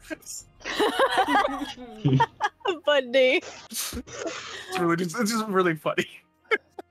But Sasha will take all the money secretly, and well, if I will be right back, I'm going to go ahead and place my bets on the fight since it's going to be starting pretty soon. Don't let me down, you all. They have 1,500 gold pieces to bet just from us, and 2 silver. Yep. And that's not even counting what they're betting, yeah. So. Shasha's gonna make so much freaking money. And here's the thing, and if no one has beaten it yet, that means that, like, the party, the pot, we are, like, the underdogs, so our like, the odds are really good to win. Like, the odds are not good, but, like, the payout will be really good. Payout will be good, yeah. If y'all win, the payout should be pretty good. Listen, nothing bad will happen as long as we don't play goofy music in this fight. Otherwise, someone will die. I'm gonna put on the anime battle music. So the time slowly passes. You all can grab some food if you all want, drinks, whatever you all want to do. Eventually, you all get the. I'm drawing a blank. Motrak will like appear. The fight will begin in just about 15 minutes. So please make sure you find your seats, grab some alcohol and something to eat. It should be a fun one. And he's just standing. He appeared in the middle of the arena, and his voice is basically, think of it like his voice is over like an intercom system. He is broadcasting his voice to the whole arena type thing. But Tremayne, you know this as a signal for you to get up typically and go to the changing room, get dressed. So you all 5 slowly get up, make your way to the changing rooms. You all get dressed, and your all's outfits. And there is about 15 minutes in between you getting dressed and like when the match starts. I will tell Matty so to is like there hold anything... on with her spell. Yeah, I'm gonna hold on. I'm gonna tell her to wait, just because I know that. I'm keeping my hood up. No one sees me. I'm fine. Is there anything specific you all would want to be doing for prep in this 15-minute span? I will hand both Dumka and Tremayne, respectively, their potion, my experimental elixirs. I'll give. Oh, let me grab that for you. I'm giving Tremayne her +1 armor. Oh yeah. Okay. It's the +1 armor class. You're muted. Yeah. Should I drink the potion now? How long does it last? Hang on. I think it's like 10 minutes. Oh, Tremayne will tell him to wait until you we're like about to walk out. To wait because yours is a minute. Who? Thank you, should I Dumka. hate? Haste, I mean, like, I think that would be, like, probably me and Beckett. Either of us would be good people to haste, because we can, like, you know, the spellcasters... Well, Tremayne doesn't know anything about magic. Never mind, I'm not gonna say anything about that. She doesn't know. She doesn't know that they can't cast another spell. I'm more so, I kind of want to know, Beckett, are you going to go in with your sword, most likely? Most likely, yeah. Are you talking sword versus magic or sword versus my bow?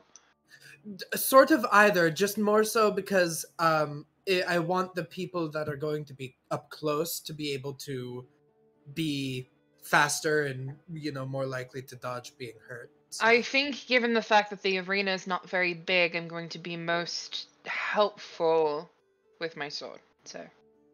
Alright. Unfortunately, with only having about a 30-foot distance with my bow, it's not going to be very effective. Fair. So, probably I'll probably try and haste you two fairly quickly, and if things go into an emergency, maybe I will give something to Reksha. We'll see. Also, ahead of time, my magic isn't like Dumka's, so can I just have everybody consent that if I hit you with, like, a needle or something, you don't get mad at me? Wait, what? Do what you have to do, darling. Okay, I have to jab you with a needle if I'm gonna do half my spell. I don't know as much about magic as a lot of people think, so if you need to do that to, like, cast a spell, like... I promise I'm really gentle. I've gotten really good. You don't even feel it. Understand that you need to go in the upper arm for me. This is all scale. You will not be breaking the skin. I don't have time to, like, find the vein. Maddie, I wear, like, heavy plate armor, so, like, I will, like, show her, like, the one, like, little weak spot. I'll be like, this is the only spot where flesh can be vaguely accessed. Like, well, your skin is also rock. Well, it looks like a rock, but it's not actually, like, as hard as a rock. I've dealt with broken needles before, and I've adjusted them so they don't break as easily anymore. I thought you were just gonna say, and then I adjust. It's broken needle, just... Okay. Reload. Alright, so what we're gonna go ahead and do is I want you to go ahead and roll initiative, even though the combat technically hasn't started yet. I should have had you all do this during break, but I completely forgot. So go ahead and roll initiative for me. And the idea is drink the potion right before going out there?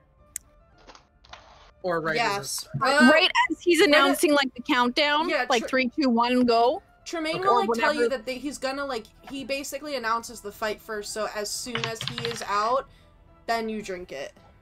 Okay. Which dice? I don't have many dice, do I? So Dumka gets the resilience one, and then Tremayne gets boldness? Or is it the other way? No, Dumka gets the AC, you get the D4s. Oh, then technically Dumka would be good to drink it, like, right as they're walking out, because that's a 10-minute. Yeah, 10 minutes. So okay. Cool. I just wanted to know when Tremayne needs a little bit more. I got a 21. 21 for Tremayne. Okay. 17 plus... 17 for Matty. No, plus 18, 19, 20. 21! Oh. Okay. Alright. 21 for Matty. Good. 5. Nice. Hell yeah. Beckett. Listen, I need to know where everyone's gonna be. 8. Nice. Reksha. 2. Nice. 2? Oh, boy. Oh, no. All right. Hey, no, you guys go. No, that's good. It's spread out. Yeah, it's spread out. Fine. Yeah. This is All right. fine. So, I'm gonna switch after the 15 minutes has gone by, Dumka, you can drink your potion because you hear over like an intercom kind of thing. Well, we think the fight is ready to start. Let's introduce our challengers tonight. Hopefully, they are the first ones to be able to fell this creature, but we won't find out until the fight has started. So, help me introduce our one and only Basilisk and their companions. That was me messing up, not Modrak. Their companions, and you hear the crowd kind of like yell and like applause as you all are introduced.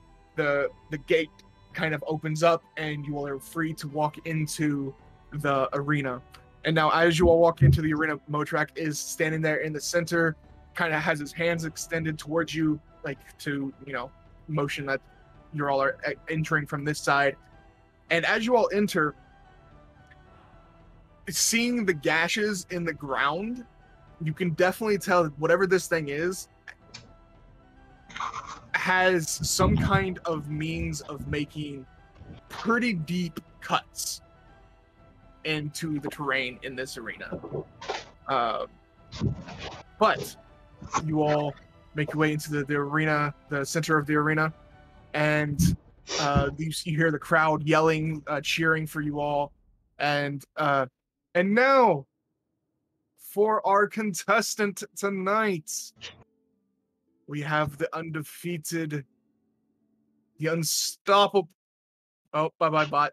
I did it. Okay, you confused me for a second. The unstoppable Iron Man. And you start to hear that the gate opens up from the other side, and you actually, as this individual starts to walk out, actually kind of makes a loud thud as this individual or thing walks forward. It has to bend down past the gate, because the gate is only about 10 feet high, and this thing is indeed about 10-15 feet tall. I will send you all a little picture. That's beautiful. That's not right. Okay, 1 second.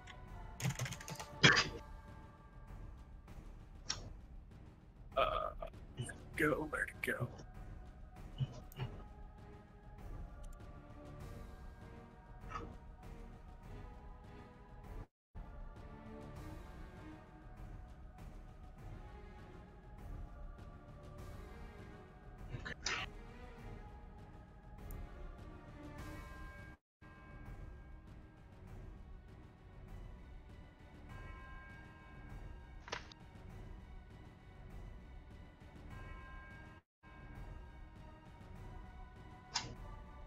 There we go. You see a large creature made of complete suits of metal and carrying this large sword. However, Dumka, can you make a... Dumka and Reksha, you all can make a intelligence check with smith tools. So if you're proficient in can I do that too? Sure, you can do that too. If you're anybody proficient in smithing tools, you all can make a intelligence-based smith tools check. Actually, not going to be negative. Okay. 15 for me. Aw, 10. I rolled really bad. 18. Rolled way bad, and it's an 18. Okay. I love artificers.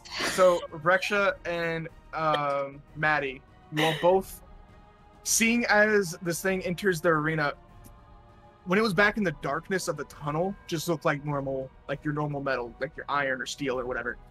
As it steps into the light, this is not your typical metal. This is adamantine. No! Which, if you all remember, you can't crit against. Some adamantine went missing Oh, before you all left. Oh, that's what they chose adamantine for! Also, this is literally Derek being like, Tremayne, I'm tired of your shit. He's like, please stop rolling criticals and killing everybody in the arena. Oh no. So, Well, as this thing steps into the arena, it kind of has these glowing eyes behind this helmet, and it lets off a kind of like a steam gout out from its nose. And with that, let the fight commence. And Modrak disappears in a puff of smoke, and you all are staring down this creature. Quick question, how long have I been looking at it for? Like, how long has it been out here before we actually start the initiative proper? I mean, I will let you get your thing if you would like, your feature. So it's been a minute or so. Okay, I mean, it's not gonna help. All of it is gonna be higher than me. What would you like to know? No. What's your dex? You have high dex though, right? Yeah, my strength is 20, my dex is 16, and my con is 18. I'd actually like to know whether this thing is fast as well as strong. So, that would be good to know. I can do strength score, dex score, con score, AC, HP, class levels, if any, not going to be relevant. Fighter class levels, if any. I also don't think that's going to be relevant. AC would be good to know, too. Yeah, my AC is a 19 right now, so if it's higher than that, then we know what we're aiming for. Yeah. Okay. AC and dex. So yeah, AC I want to... And this just reveals if it's higher or lower, correct? Yeah, so okay. As long as I've spent at least a minute observing it, outside of combat, then I can learn its abilities compared to my own. So, okay, so for the dex score, I have a 16 dex. It's lower. Okay, and then for fast. my armor class right now with Reksha's boost is a 19. It's higher. I'm gonna say it probably has 20 or 21, and then it maybe has 14 dex. I will very quickly turn to everybody and say, it's hard to hit, but it's not very... What's the word? It's not very dexterous. I'm just gonna keep that in mind. You have one more, right? No, I only... Oh, you only get 2? I thought it was 3. Sorry. 2 things, I think, is what you get. Do you get more at higher levels, maybe? It's it tells you if you're equal, superior, or inferior in regard to 2 of the following. Okay, so yeah. Well, I mean, yeah. Okay. Yeah, once you say that, Reksha will say, it's made out of adamantine. Just sort of under his breath. Okay. What does that mean? It's so you know it's a very hard metal. We can talk about this more later after.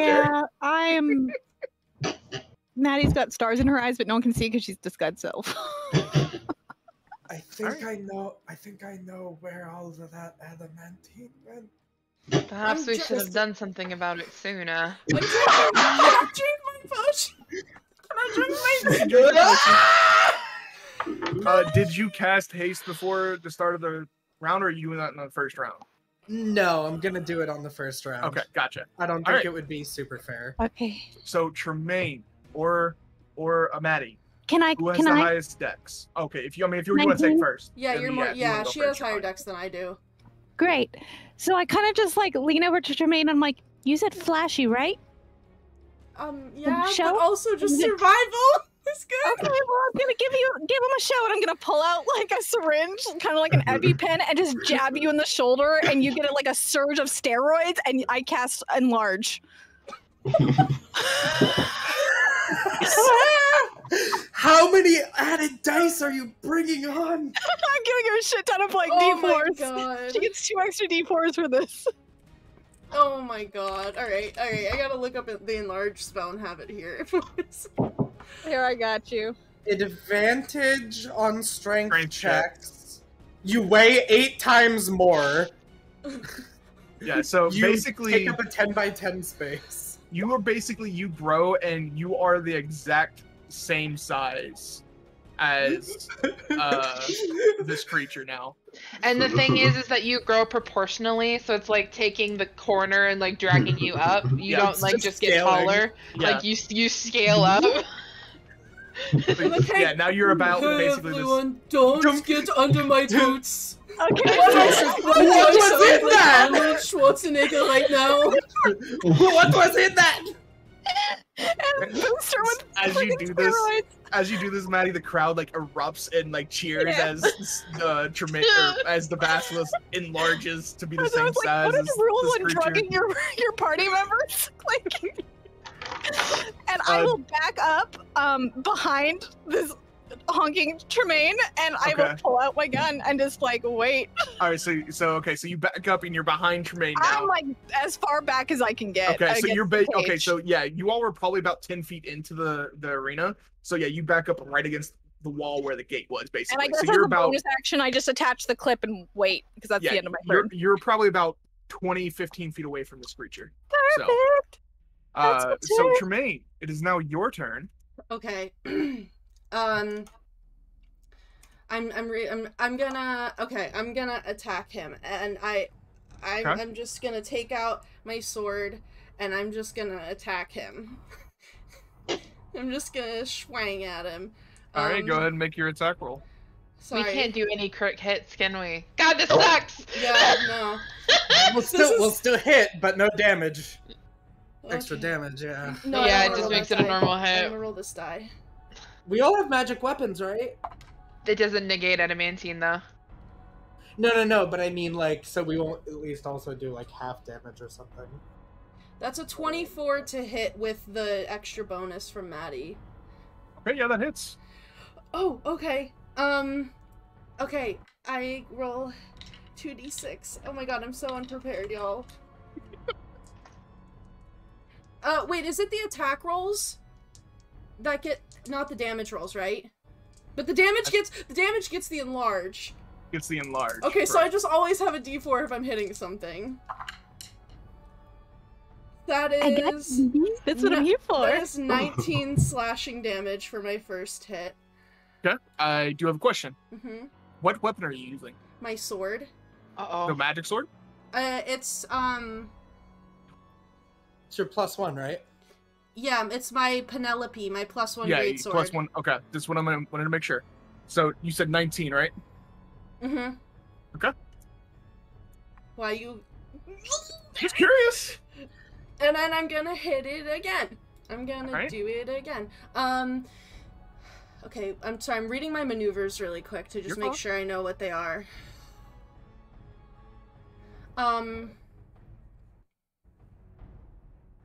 Yeah. I'm gonna make this one, a goading attack. Okay.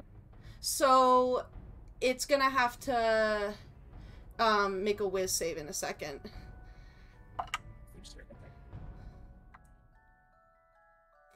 Ooh, this might not hit, y'all. That's a dirty 20. That just hits. Oh, God. I rolled a 13 on the die. Okay, so for that, I do 2d6, I do my d4, and I add my dice to it, which is a d8, and I'm gonna mark one off. I'm sorry, everybody who's watching this. I'm going as fast as I can. Something fell on the ground. Okay, so he has to make a wisdom saving throw. The DC is 16. 14. Oh, so now he has disadvantage on all attack rolls against targets other than me until the end of my next turn. 8, 9, 10, 11, 12, 13, 14, 15, 16, 17, 18 plus 19, 20, 21, 22, 23, 24 points of slashing damage on the next one. Alright. I love this girl so much. As you swing your greatsword against the iron or the adamantine shell of this creature, you can see makes like almost no dent at all. Does leave some scratches. It's showing some some wear and tear on it, but it's definitely, this is a hardy creature. So, but you're making an impact. And it has disadvantage on anything if it attacks anything other than you, correct? Is what you said? Okay. Yeah, so I'm basically like getting in its face and Are you doing anything else? You use about 10 feet of movement. So you can, I didn't know if you wanted to position, move or anything, or just stay there. Can I get on its other side? So that sure. Because I wanted to hopefully like with a goad, I want it to like turn towards me and not be facing everybody else. Okay. Yeah, you can do that. Okay, that's my turn. So yeah, you do like a You can't get like right behind it because you'll both take up a lot of space now. Yeah. But you can get off to the side to where you're not angling to your friends. That being said, it is the Adamantine Golem's turn. I was going to do something else, but since you've made that goading attack, it is going to attack you. It is going to make 2 attacks, one with its sword and one with its closed fist. So. Ooh, it's punching now. Wow. Okay. Somehow I don't believe I hit you with either one. I rolled double 4s. My armor class is 19. Yeah, unfortunately, that does miss both times. Unfortunately. Yeah, so I think it would see, I told you all. My dice are terrible tonight. I think so if it's okay for me to say, I think what would happen is first it does like a big swinging chop down, and I kind of step out of the way, and then it tries to come around to the side, but I just grab the blade with my giant hands and I push it away. Yeah, and as the blade came down, it made another sizable gash into the ground, and you understand now that what has happened in this arena basically. But that is the end of its turn because it cannot do anything else. So, Beckett, it is now your turn. Oh gosh, already? Yep. Then Dumka, okay. Then Reksha. I'm guessing, actually, can I hold my action until after Dumka's turn? Sure, what do you want to hold? I'm gonna attack with my sword, but I know that I'm gonna be the intention is that I know I'm gonna be getting haste because we talked about that before the tournament. So I was hoping that by holding my action I could utilize that haste. Well, I mean, the thing is, I think you only get your one attack. You get your attack action. You wouldn't get your bonus from the haste attack because it's an extra thing, right? Because when you hold your action to go, you're only holding your one attack action. And the hasted action is another action completely. So you can still do that if you like. So you can make your 2 attacks normally, but you wouldn't get your hasted action. That's okay. I'll just attack normally now. Okay. Yeah, you run up, get into melee with this thing, and with my long sword. Yep. I'm doing this 2-handed. Can we flank it? Is flanking this thing an option, or is it just too big? No, you can. Yeah, well, since it's turned to face Tremayne, yeah, I would come up behind it. Okay. Yeah, you can flank it, so you can have advantage. So with my first hit, that's a 21. 21 hits. Okay. I'm gonna just roll my second hit now. A 27. Yep, that hits too. Okay.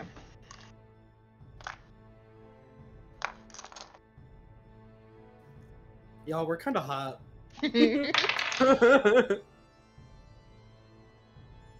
Okay, that is...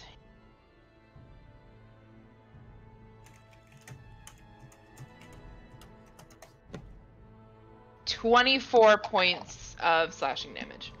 Total with both attacks? Yes, that's total. Okay.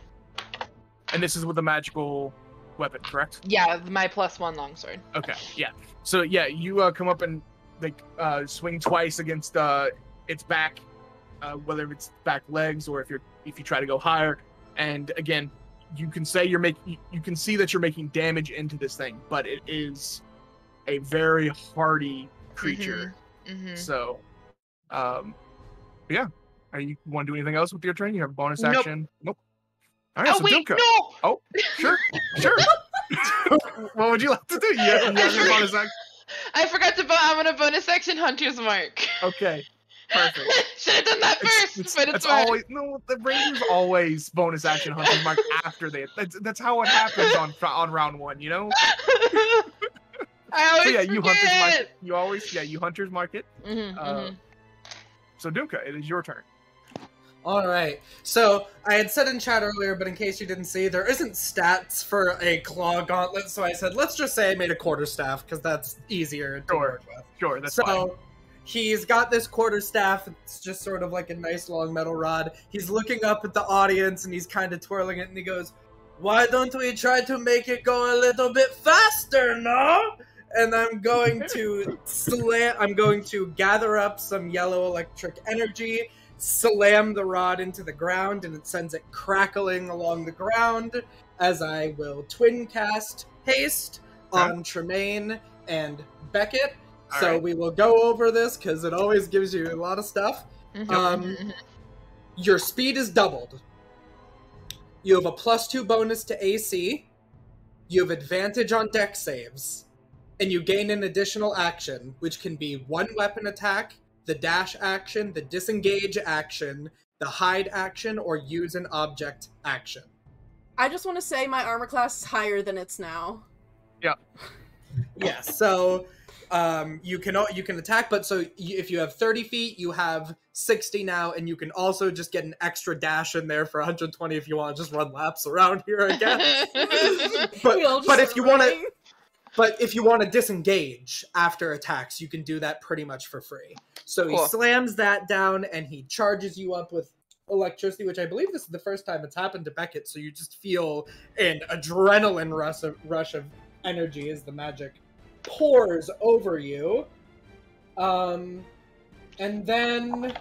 Chat gave GM inspiration. Thanks, Jamie! Oh! Thanks, Jamie! Thanks, Jamie! So that's I appreciate it, buddy. Sorcery points, and I'm going to kind of I'm just going to move back. I'm not going to do anything with my bonus action or anything like that. I'm going to slam it down and then just sort of position myself behind other allies. That'll be my turn. Nothing big yet. Reksha. Oh boy. It is your turn. Reksha's just gonna go for an extra hit to, like, test. Just gonna go for a normal attack against it to test the water, since nobody's hurt very bad yet or anything. He's just gonna attack it and test something out. It gives us information. Yep. That should be 24 to hit. That hits. So he will be doing 11 bludgeoning damage, and he should be able to get Divine Strike now to do an extra 6 fire damage. So 17 damage total. Yep. And what type of damage was the divine strike? The divine strike? It was fire damage, which is what I was testing to see if that does anything. So as you make contact with this, you make contact with the creature with your maul. You do make a dent into it, and your maul erupts in fire. How much fire damage was that again? It was 7? 6. 6. The fire that erupted absorbs into this creature, and you see the dent that you made kind of buffer out a little bit. Don't do fire damage. Okay. Heals it. So I believe that was all my action. Okay. So bonus action, I'm just gonna do spiritual weapon. Okay, and you get to make an attack, I believe, with that, right? When you summon it? Yep. So go ahead and make your attack. That is a 26 to hit. Yeah, that hits. Just saying, you all haven't rolled less than a 20 to hit this thing yet. I didn't say what level, so I'm basically just gonna assume it's first level. Okay. Because I forgot to say what level it would be at, or second level, or whatever spiritual weapon is. Yeah, I can't remember right now. Base form is. Yeah. That's 9 force damage. So basically, it buffers out, and Reksha's like, that's not good, and we're sort of just like he kind of like takes a step back and lets his spiritual weapon like hit the dent back into place. Yeah, gotcha. Yeah, it makes sense. As a spectral form of armor. Now when you say you step back, are you stepping out of range with it, or are you gonna stay in melee? No, that was just flavor. I'm not moving yet. Okay, I was just making sure. That's what I figured, but I just wanted to make sure. All right, so you wouldn't do anything else with your? You have a little bit of movement, but you said you didn't want to move. So you done? Yep, that's me. All right, Tremayne, it is back to you. You have this thing still staring you down. Okay. Sorry, I'm checking like what the rules are for like. Okay, so. Or I guess Matty or Tremayne could go. Yeah, technically it would be either of us. You know what? Matty hasn't had it. Matty juiced me up, but she hasn't had a chance to do something crazy. You want to go? I'll let Matty go. All right. Well, I'm gonna do something. I'm gonna do something to it. So okay. If you, I don't know if it would help or not. I'm also torn on just doing a regular attack or doing something fancy because I'm scared that it just absorbs everything. Try it. If you try it out, we gotta learn so we know all what right, works. all right. So she will like change out her clip if you want to do something. Okay. Okay, I'm gonna basically I want to like spend my main 2 attacks hitting it. On the 3rd attack, I think I want to try to grapple it. Sure. So. Go ahead and make your attack rolls for the first 2 attacks. Okay. I think that's gonna hit. Oh! Yeah, that's a 25. Yep, that hits. I have advantage, right, from flanking with... Yes, you do. Okay, good. With Beckett. As long as Beckett didn't move, I don't think Beckett... Nope. Yeah, because I would literally have rolled a 1 otherwise. Okay.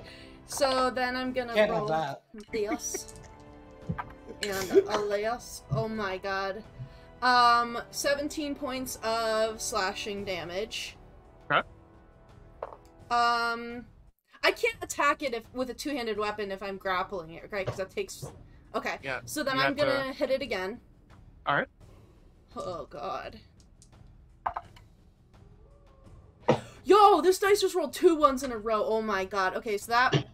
The other one, though, 15, 24... That's a 27 to hit. We're juiced AF right now. Ooh. That is 16 points of slashing damage. 16 points, alright. And then I'm gonna try to grapple it. Because I'm large. That's contested strength checks. Or it's check, like right? so grapple is like either athletics or acrobatics for him, but for me it's athletics. Yeah. And you have advantage. Yeah, that's because it's a strength check, and so that's the enlarge helps. Yep. So for my hasted boy, natural 20 plus athletics. That's What's your athletics? 28. Well, it rolled a 26, so you indeed grapple it. You indeed do grapple this thing.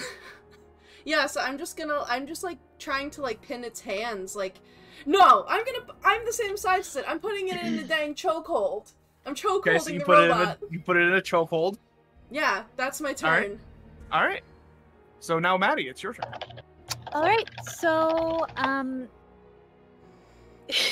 so you see as she changes the clip, the glowing gold yellow turns like a sickly green, and she's going to aim and fire with an acid arrow, but it's just an acid bullet. Okay. Let's go ahead and make your. Is that an attack or is that a save? No, it's an attack. Okay. Go ahead and make your attack roll. Oh yeah, natural 19 plus 8. I'm so sorry, Derek. We're just juiced. Yeah, just juiced. Juice. Yeah, but this is his test to know whether or not he can throw like ancient dragons at him. So that is, I'm aiming for like the torso, like as Tremayne's holding its neck. Yeah. I'm gonna aim for like the chest plate. Yeah. So that's 10 acid damage. Okay, 10 acid damage. It does seem like it does have an effect on it. Okay. Not as much like, not like it doesn't have any more effect than anything else, but it's doing damage at least. You can see some of the acid starting to eat away at some of the adamantine. I lied. It's more than a bullet. I was doing Rave Sickness. I wasn't doing Acid Arrow. I was doing Rave Sickness, which is the exact same thing. So it's actually like when she fires it from her gun, it's like a laser, a green laser, like you see in laser tag. Yeah. Perfect. Cool. She's just shooting lasers and juicing people. All right. They want it flashy. Anything else you want to do on your turn? No one's hurt, right? I don't think anybody's taking damage yet. Okay, then yeah, I'm fine on my bonus action. I kind of just like skirt to the left and right and just move around, hopefully, so they can't touch me. Okay. So, as this the adamantine golem gets struck by Tremayne's 2 attacks, then put into a chokehold, and then Matty's shooting it into the chest with this acid. Acid laser. Yeah. It seems to be pointing towards everybody else. Everybody except for Tremayne sees that its like helmet area opens up a little bit, and you start to see this like gas come out of its mouth, or this mouth area. Oh no! I need actually everybody except for Tremayne to make a Constitution saving throw. Oh no! As you all are I'm good at blasted, this. as you all are blasted with this poisonous gas. Natural 20. I'm using my inspiration because I rolled a natural 1. Okay. Natural 18 for dirty 20. I rolled 2 natural 1s! Oh no, buddy! Dumka's like, wow, it's lighting up. Cool. Well, I mean, I have a +7, so it's an 8. Okay. Matty, what was your total? 25. 25. Reksha? Dirty 20. Okay. Beckett? 14. Okay. Beckett and Dumka unfortunately fail. So you're going to take full damage. I figured. You all both take 45 points of poison damage as this gas erupts from the mouth and just like bursts into you, filling up your lungs, and you start coughing, which makes it worse. I'm gonna see if I lose concentration on haste. Oh yeah, I need to check concentration on Hunter's Mark. Hunter's I Mark. have advantage. It was 48 points of damage? 45. So you have to beat it. 40. Oh, 45, I have to beat a 22, and I rolled a 15 plus 7, which is 22. Nice. That would have been really bad because then people might have been stunned. I rolled a 3, so Hunter's Mark is gone. It's okay. So the people that succeeded take half damage. So 22 points of poison damage to Reksha and I'm gonna throw up in my mask! And Matty. As this creature, for concentration, do I need to roll 11? Yeah. You need to roll an 11, yeah. Okay. Oh, I'm not using any concentration spells. I don't. I had Warcaster. That's what saved me. It's a con check. I should probably, because literally all my spells are concentration. I should probably take one, even though I'm not really a caster. I should probably or you can, if you want, you can have Alana's Amulet, which gives you a D4 on saves 3 times. It would help with concentration checks. Well, I got a 14. So your enlarge is still good. Yes. So and then everybody else, as you all see, even with coughing, you all see the mouthpiece close, and then it starts to glow green again. No. Okay. But that is poison damage? It was poison. Yes. I probably done myself. That still sucks though. Damn, this shit tastes like Tremayne's cooking. Damn. Beckett probably doubles over. Oh no. Baby boy. It is Beckett's turn. So coughing. He'll straighten up again. I'm going to bonus action. I'm actually going to do Zephyr Strike this time. Okay. Which my movement doesn't provoke any opportunity attacks. And I get advantage on 1 weapon attack on my turn, and also I get an extra D8 of force damage. Correct. Also, my walking speed increases by 30 feet. Yeah.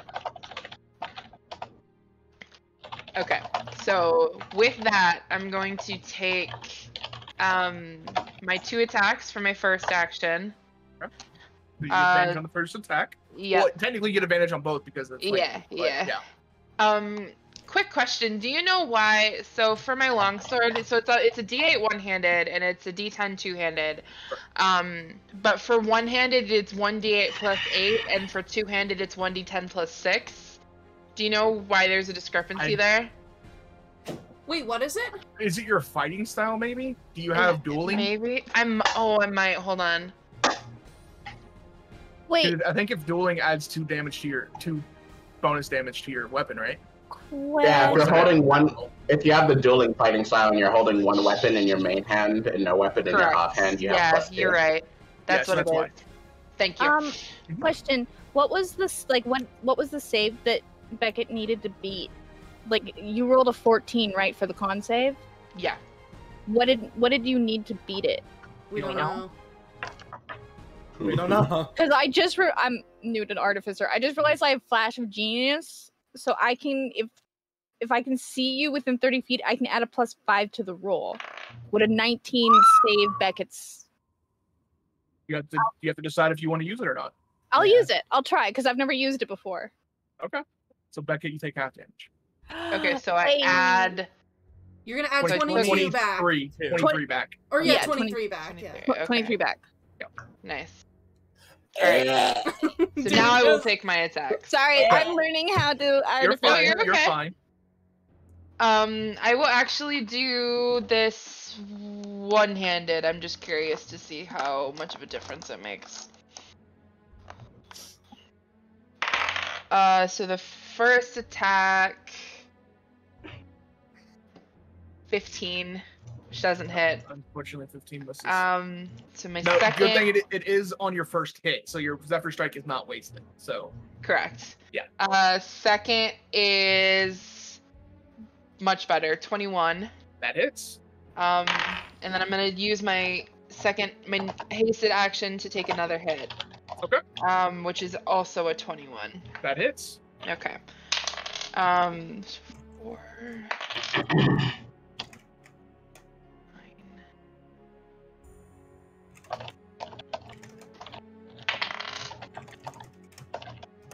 Okay, so 33 points of slashing damage added all together with the Zephyr Strike. With the force? Okay. Yeah, with the force. Gotcha.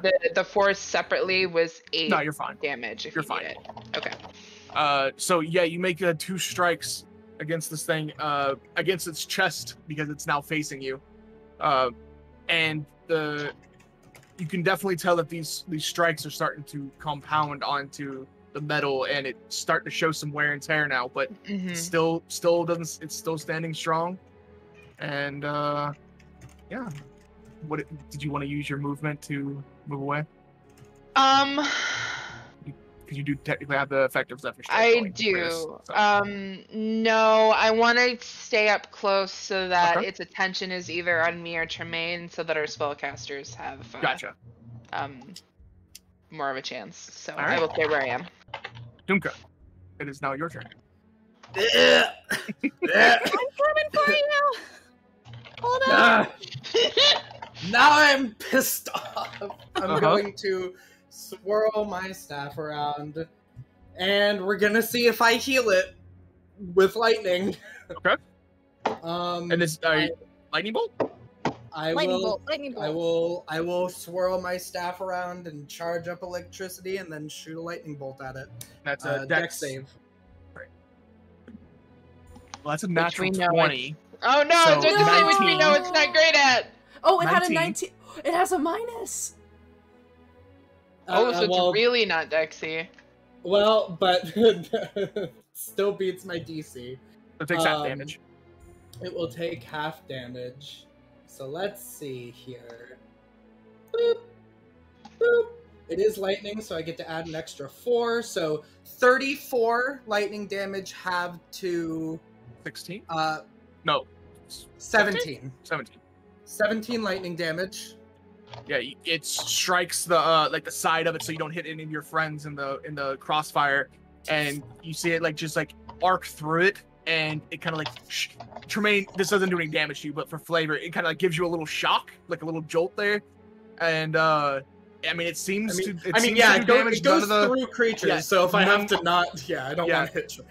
Yeah, I figured so. That's why it's going through the side, and it doesn't seem to absorb any of the lightning, and it goes through, hits the wall behind it. Seems like it's done a little bit of, like there's a little black spot where the lightning bolt entered the armor of this creature.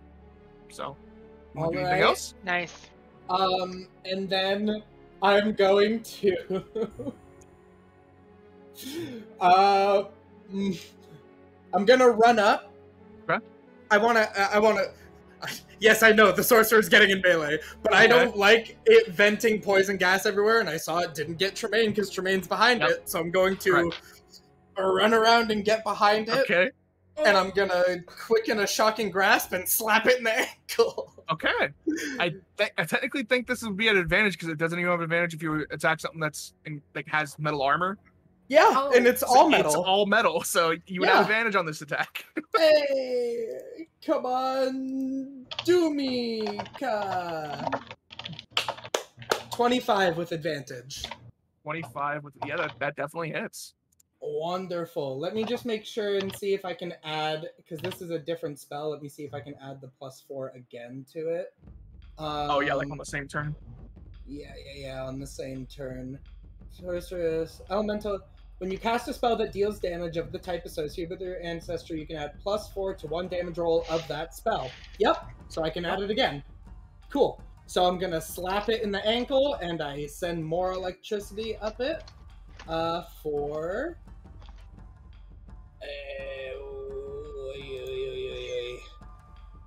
another 12. Another 12 lightning damage on top. Nice.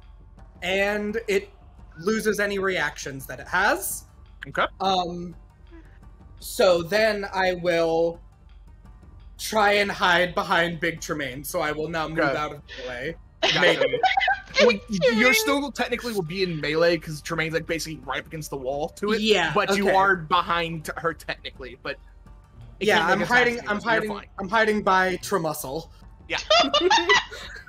So Reksha, it is now your turn. God. So everybody just kind of took a little bit of a heavy hit there. Yeah.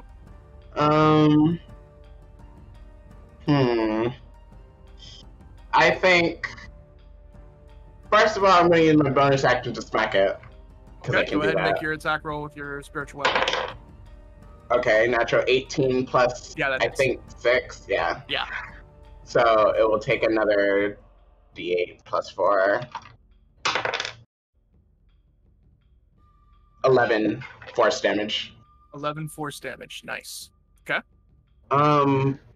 With my action, I think I'm going to pick my friends, Beckett, Matty, and Dumka, and I'm going to cast Aid at 4th level. Okay. For one of my 4th level spell slots, because I have another one. So those 3 should immediately get healed for 15 hit points. Okay. So did you say Beckett? I'm sorry. Yeah. Okay.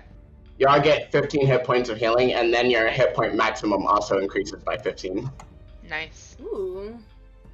Oh, I overrided it. Oh dear.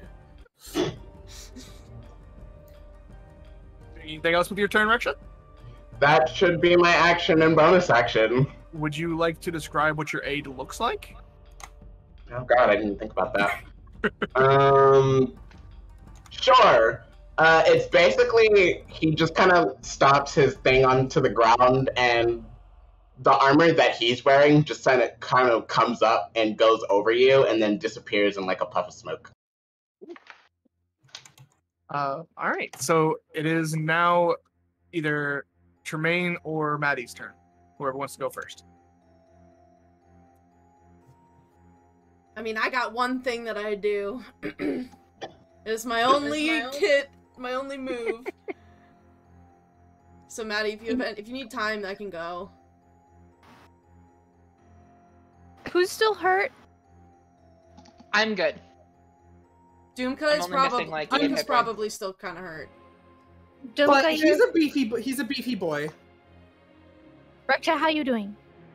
I mean, I passed the save, so I'm alright. I'm over half health. So Okay, I'm and you good. said our max hit points go up by 15, so that means we can heal. Yep. Okay. You get 15 healing, and your max is pushed up by 15. Okay, so that helps. So I'm going to, as I'm running towards Dumka, I'm going to aim and shoot just a regular magic bullet at this thing. Go ahead and make an attack roll then. I'm assuming you're doing it before you get into melee, so you don't have Yes, disadvantage. absolutely. Oh, yeah. Oh, damn, Matty. 18 plus 8. Yeah, that is. Oh yeah. Oh yeah. That's 14 damage. Nice. I'm gonna get behind Dumka. I don't know if that makes me in melee with this thing, but oh well if it is. Yes, it would be, because you're right next to Tremayne. It doesn't have any reactions, though. It does so not you can have- get back out. Okay. Use about 20 feet of movement to get there. Because they were across the Sure. arena. And I'm gonna, much in the same way that I jabbed Jermaine, I take out another needle and give you a boost of adrenaline. Cast your wounds. Because it's too quick to give you a proper potion, so you get 17 healing. Nice. Because I'm using my Alchemist Savant, so you get an extra 5, so you get 10 plus 7. Oh, that is... I like whatever you just injected into me. I feel very good. You're welcome. Please don't die. And will that end your turn? Can I get out of melee? You have 10 feet of movement, so you think you can get out of melee, yes. You're basically, you move 10 feet away from it. Yeah, I want to back up so I have a better range on my gun. Yeah. I don't At know the why end that's of what- your turn, as you made your shot with the pistol, you hit like right where people have, probably like right where that lightning bolt went through and made that black area. Your bullet went straight into there and actually broke through, and it started like rattling around. For a second. Oh, I lied. It would have been a healing word, not a cure wounds, because cure wounds is an action. Let me re-roll those. Okay. Oh, that's Sorry, fair. that's my bad. You're fine. As this bullet makes impact into the side, it starts to rattle around. Tremayne, you actually feel that the thing goes, I don't want to say limp, but it loses some of its strength for a second. 16 healing.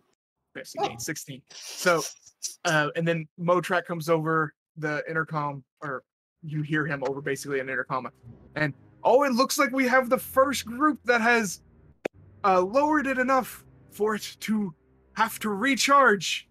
Everybody get ready for what it's gonna do next. Oh no!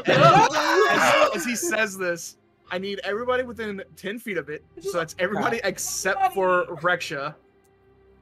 Or no, Reksha, are you within melee too, weren't you? Did you move away Yeah, I from it? was. Okay, so that's everybody. Everybody needs to make a dexterity saving throw. Wait, I thought I moved out of it. No, you're You still moved within 10 away- feet. You moved 10 feet Yeah, away you're from still it. within 10 feet of it. So everybody needs to make a dexterity saving throw. Ooh, yay! 7. Oh my I'll god. use, just because I want to make sure that I get real high, I'll use that. Let me make sure that the amulet isn't just against spells. Oh, I get a D4 for saves too with the potion, right? Oh, Yep. Actually, sorry, it says the amulet when I fail a saving throw, so we'll see if I fail. 19. No, you sleep. Oh, I have advantage because I'm hasted. Yes, you have advantage. If you're hasted, you have advantage on dex saves. Woo! Thank God! 22. I rolled a 7 before. Okay, 22, 22, 24. 24, 19, and Reksha was a 7. 7. Okay, so everybody succeeds except for Reksha. You see, I can't even get you up there. you see that the chest of this creature kind of does like a rippling effect where you see the plates kind of open up a little bit, and then like this hot steam like just erupts down to the ground and goes out in an area around. And you start to see, especially Tremayne that is still holding on to it, its metal starts to get very hot. Oh, I'm fine. And everybody that succeeded takes 22 points of fire damage. Okay, If so you I'll have take 11, resistance, so you take 11 if you have resistance. If you failed, so Reksha, you take 45 points of fire damage, reduced to half, so 22. Yep. Because of your fire resistance. Oh my god. And you see that this thing, some of its wounds starts to heal. No! And it basically gains the damage it did to you all. So. Oh no! Okay, no, not until each one of you. It basically gained 45 HP. So. Oh boy. Ow, Still there. Oh my god. Okay. So Tremayne. Haste is still out. Okay, alright, it's time. Wait, I gotta roll. Oh, yeah, hang on. You gotta roll a 10. You gotta beat a 10. So. 15 plus. Yeah, so you're fine. Oh yeah, I'm does gonna roll real Dumka quick, too. also have to roll for haste? You said I already did. Oh, It's okay. still out. Cool. So I it is rolled a now- 6. Somebody's up for strikes gone. Beckett, no. Beckett! Wait, if I give you a 5, will that help? No. Oh. It'll be Probably No, It'll be that'd be an fine. 11. That'd be an 11, and that would That's be an 11, exactly that what you beats need it. because you rolled a 6, you would get a +5, it would be an 11, and that's True. what you need. You're right. I did a genius, so like Matty like shoves you a little bit. How many times can you do that? 5 times per Damn. day. All right. So Derek it is is Tremayne's like, turn, so evil. Okay, alright. and as We're you're still helping holding, each other. it's you start to. It's not like doing more damage to you by any means, but you can still feel the heat from the metal as it heated up and like regained a little bit of its life force. Yeah, so I will let, I think, shit, I dropped the page about the grapple, but I'm pretty sure I can drop a grapple with, it's just like a free yeah, action. you can just stop grappling. Yeah, so, yeah, no action It required. does use my reaction, Derek, just so you know. Oh, okay. Good to know. So I am going to unload 3 attacks onto it. Okay. Am I still flanked because people have been moving? I believe so. I don't think Beckett's moved. I think Beckett's stayed in the same place. So yeah, I you'd don't still know. be fine. Everybody's been moving and then been very stressed out. So I'm gonna make I'm gonna make a fainting attack. So I use my bonus action, to add the damage to. No, I don't need to do that. Never mind. I don't need to do that. I'm not doing that. Okay. Well, I rolled a natural 20, but it doesn't matter because it's adamantine. But so, and my little doodad.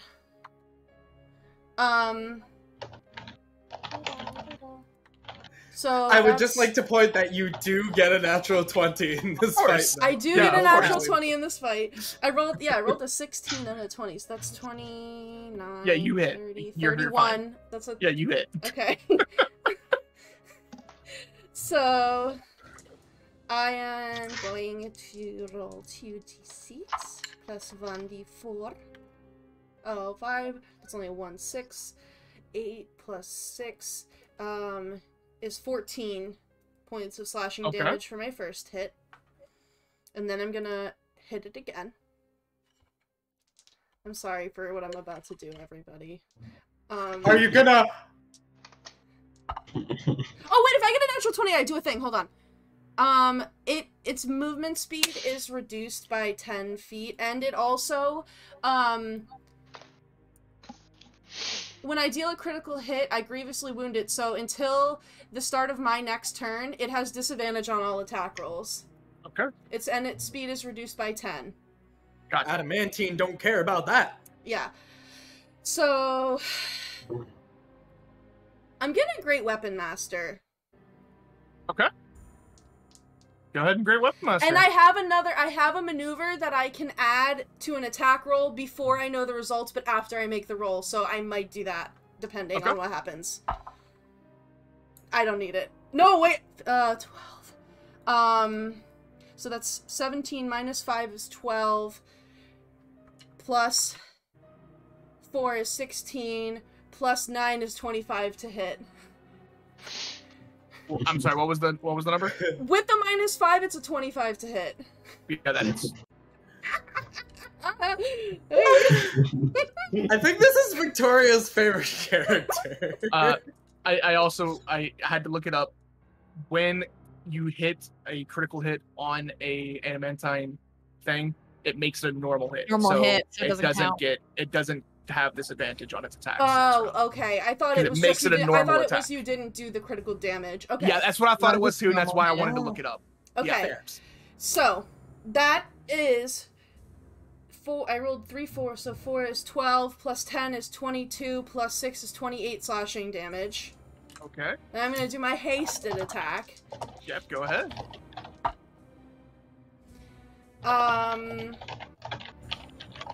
16, 25 plus stuff. That's a 29. That hits.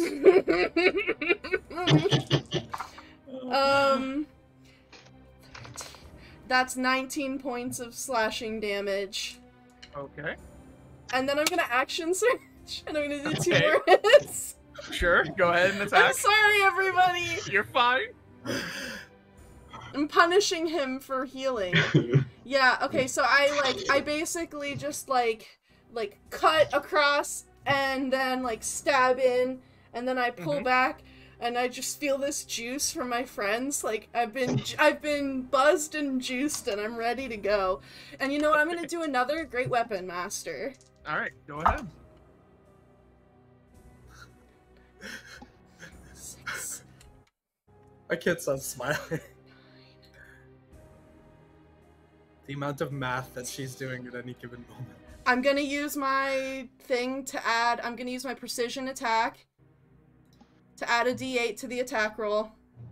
Okay.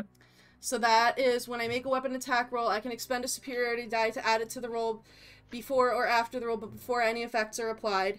So I'm gonna do, and I get an 8, so that's a 26 to hit because I rolled an 18. 26 hits. Yep, 20 Okay, hits. 28 so then hits.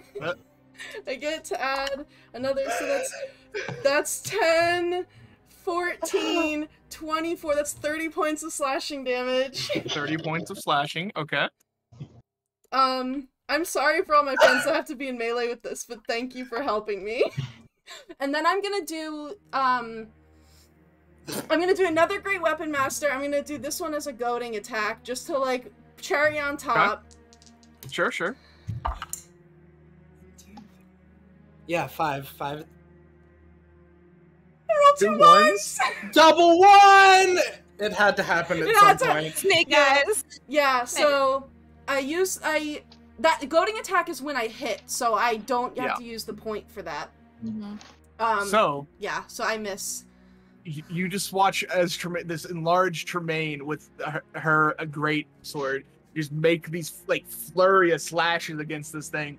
Well, And- I think the first one, after I break the grapple, I don't know if I'm allowed to flavor it like this, but I smash its head into the wall there, and then I start stabbing Sure. it.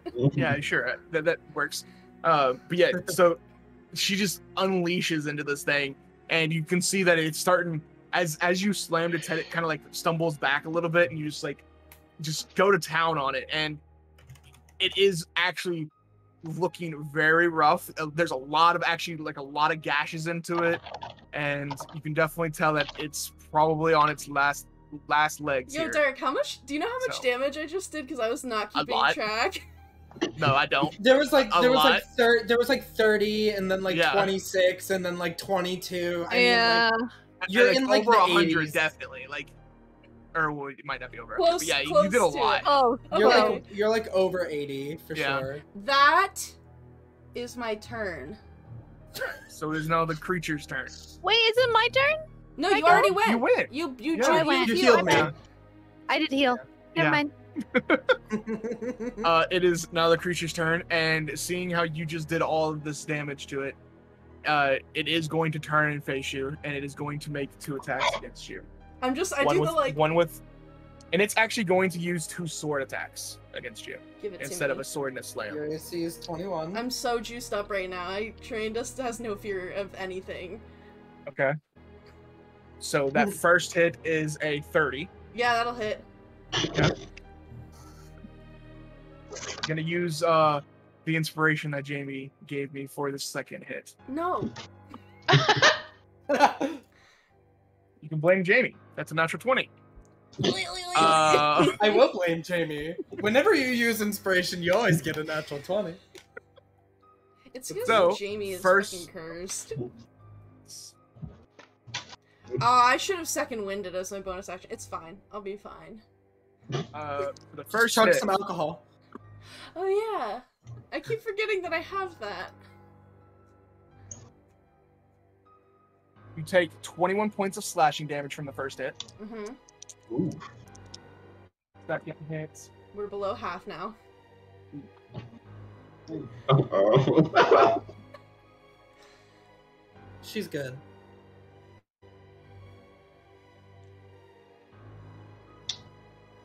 Take 55 points of slashing for the second hit. I am unconscious. She's not good.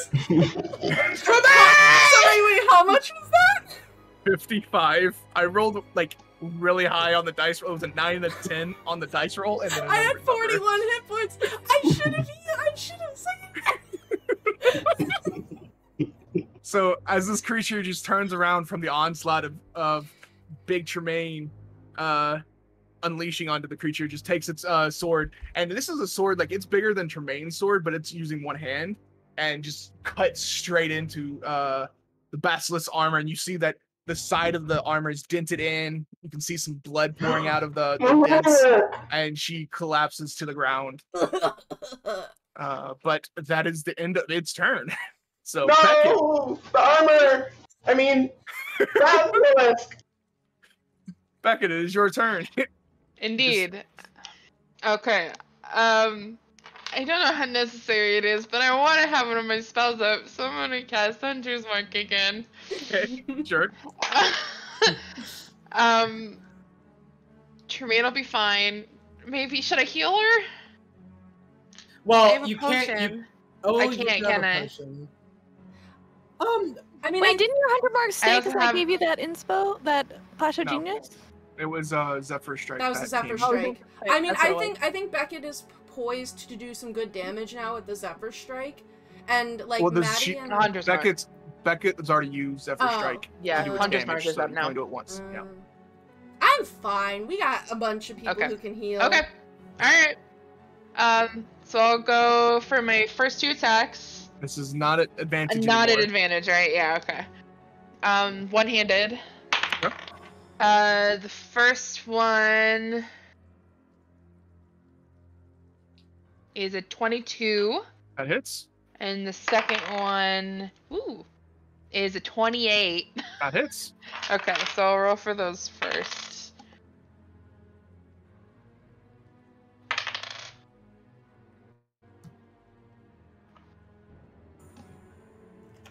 So those two attacks together are 28 points of slashing damage.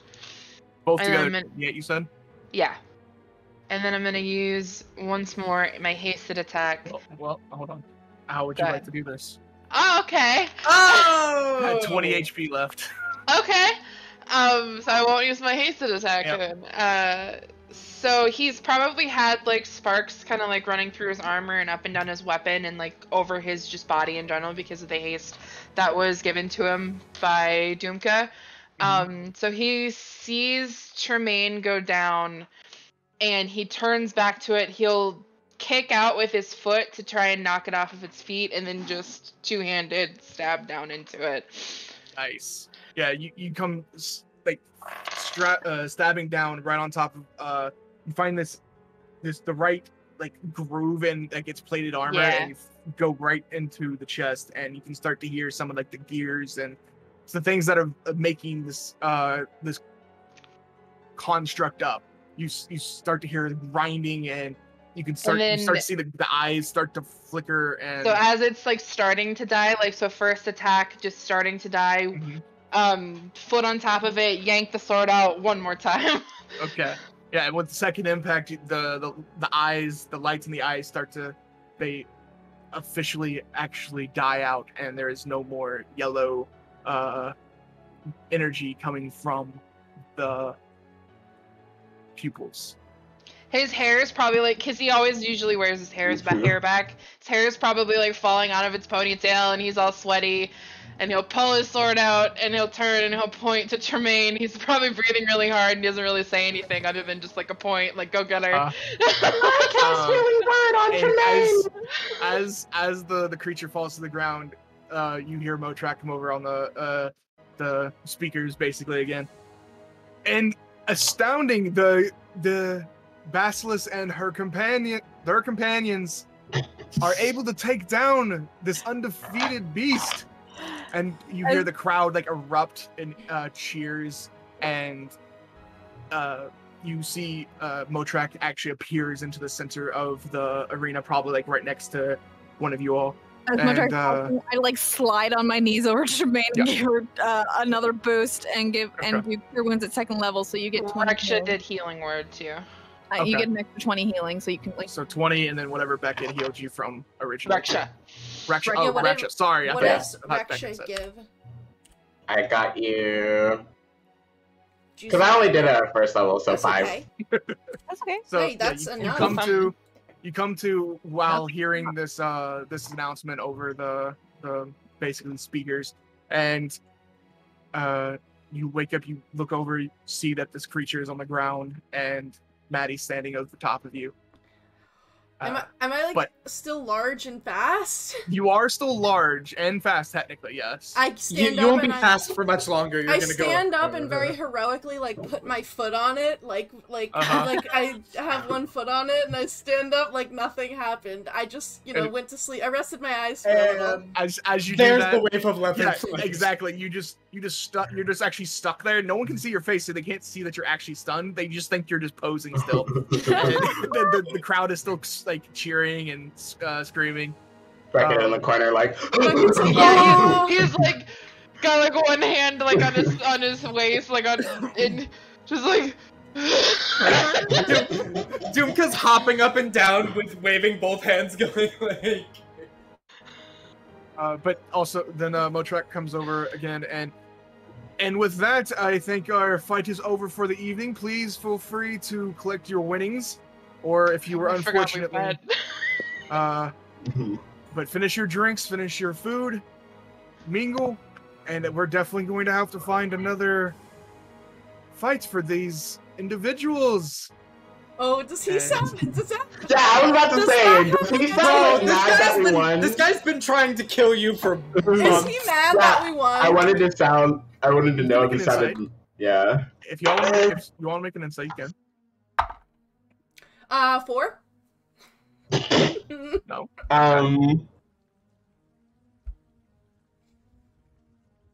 14. 25.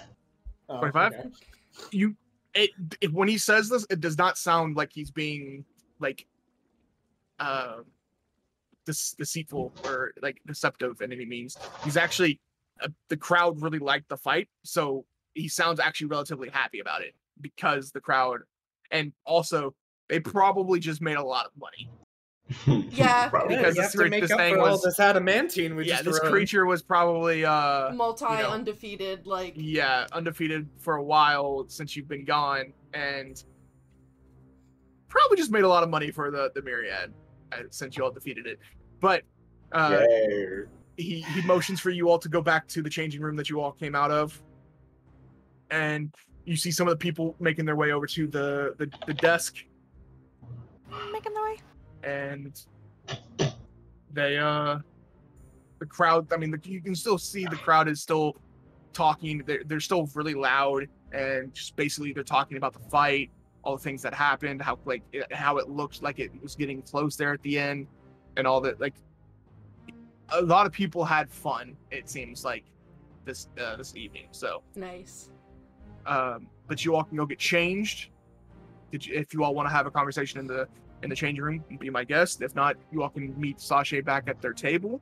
I just say thank you to all of my friends for joining me with that, and for all of the juice, and for the heals, and and I give Beckett like a very like big like shoulder clap, and like I honestly probably like grab Beckett in like a hug. I don't know. He's probably really uncomfortable, but I'm like, Beckett, I was coming. Oh, you're muted. He probably like stiffens up at first, but then he'll give her a hug.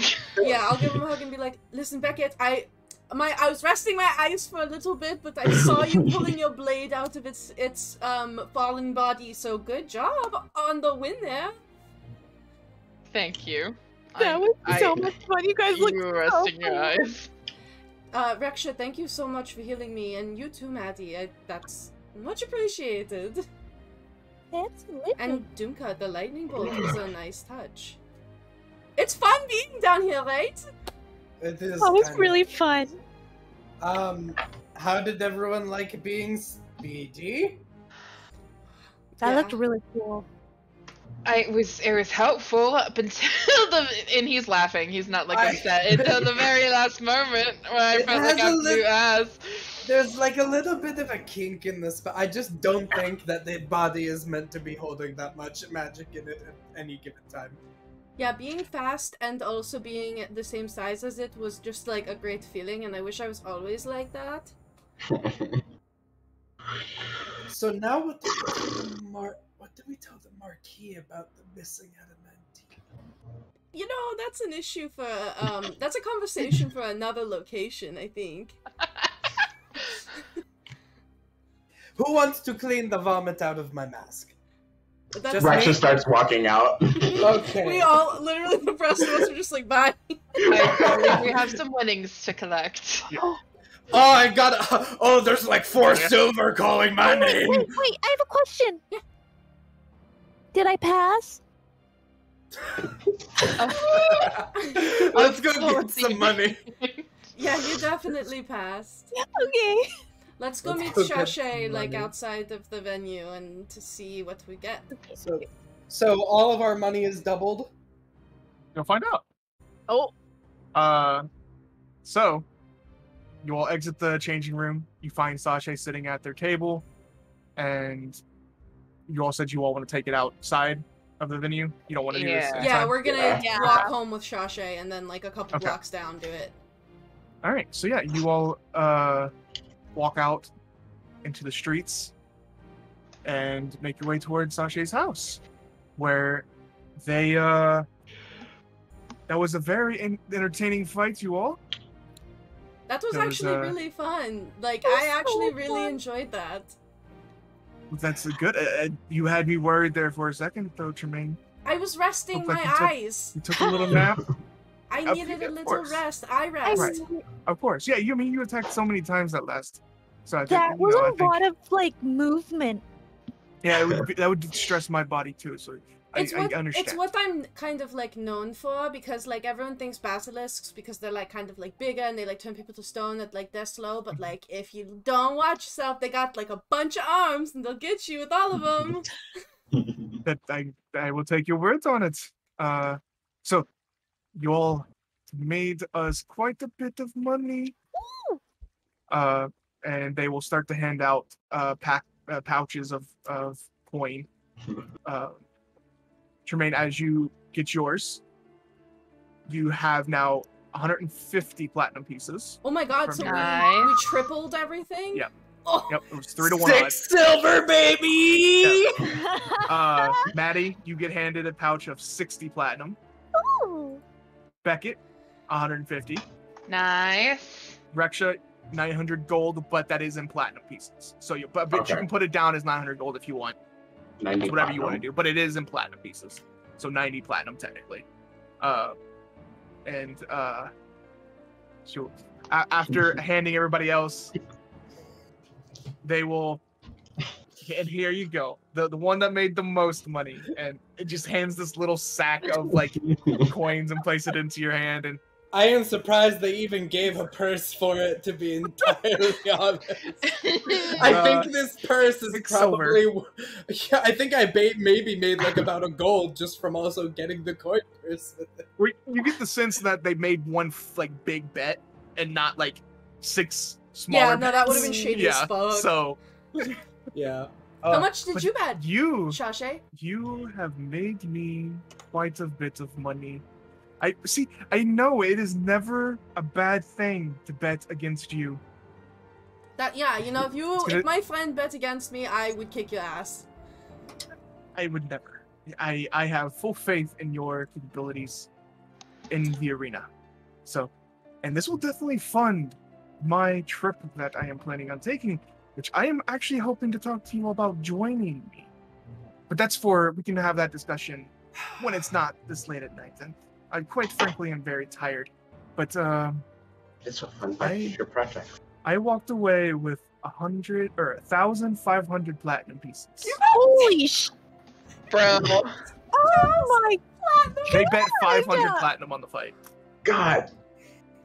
So. Wow. Yeah, that's pretty awesome. What? This is how So Tremayne's like such a good friend, but by the way, Tremayne has like a debt. No, that's fine. But I think that is a good place to end for tonight. Oh my god. Everybody made some money. Maybe not as much money as everybody else, but made some money. I will give. I got money coming. I will give Dumka in the interim. I will give him 500 gold. I give you 50 platinum. Oh my god, that's so nice. I really do have gold coming in. You don't have to if you don't want. In case you need it, and you can just give it. You can just give it back to me, Dumka. But How much do I owe you guys if I'm gonna be like putting in my shop? Is there a monthly rental fee? You know what? Why don't we just waive the rental fee? And in exchange, after you cover your operation costs, why don't you, the remaining money, your net profits, why don't you just give us like 30%? And then you don't have to pay rent. Sure.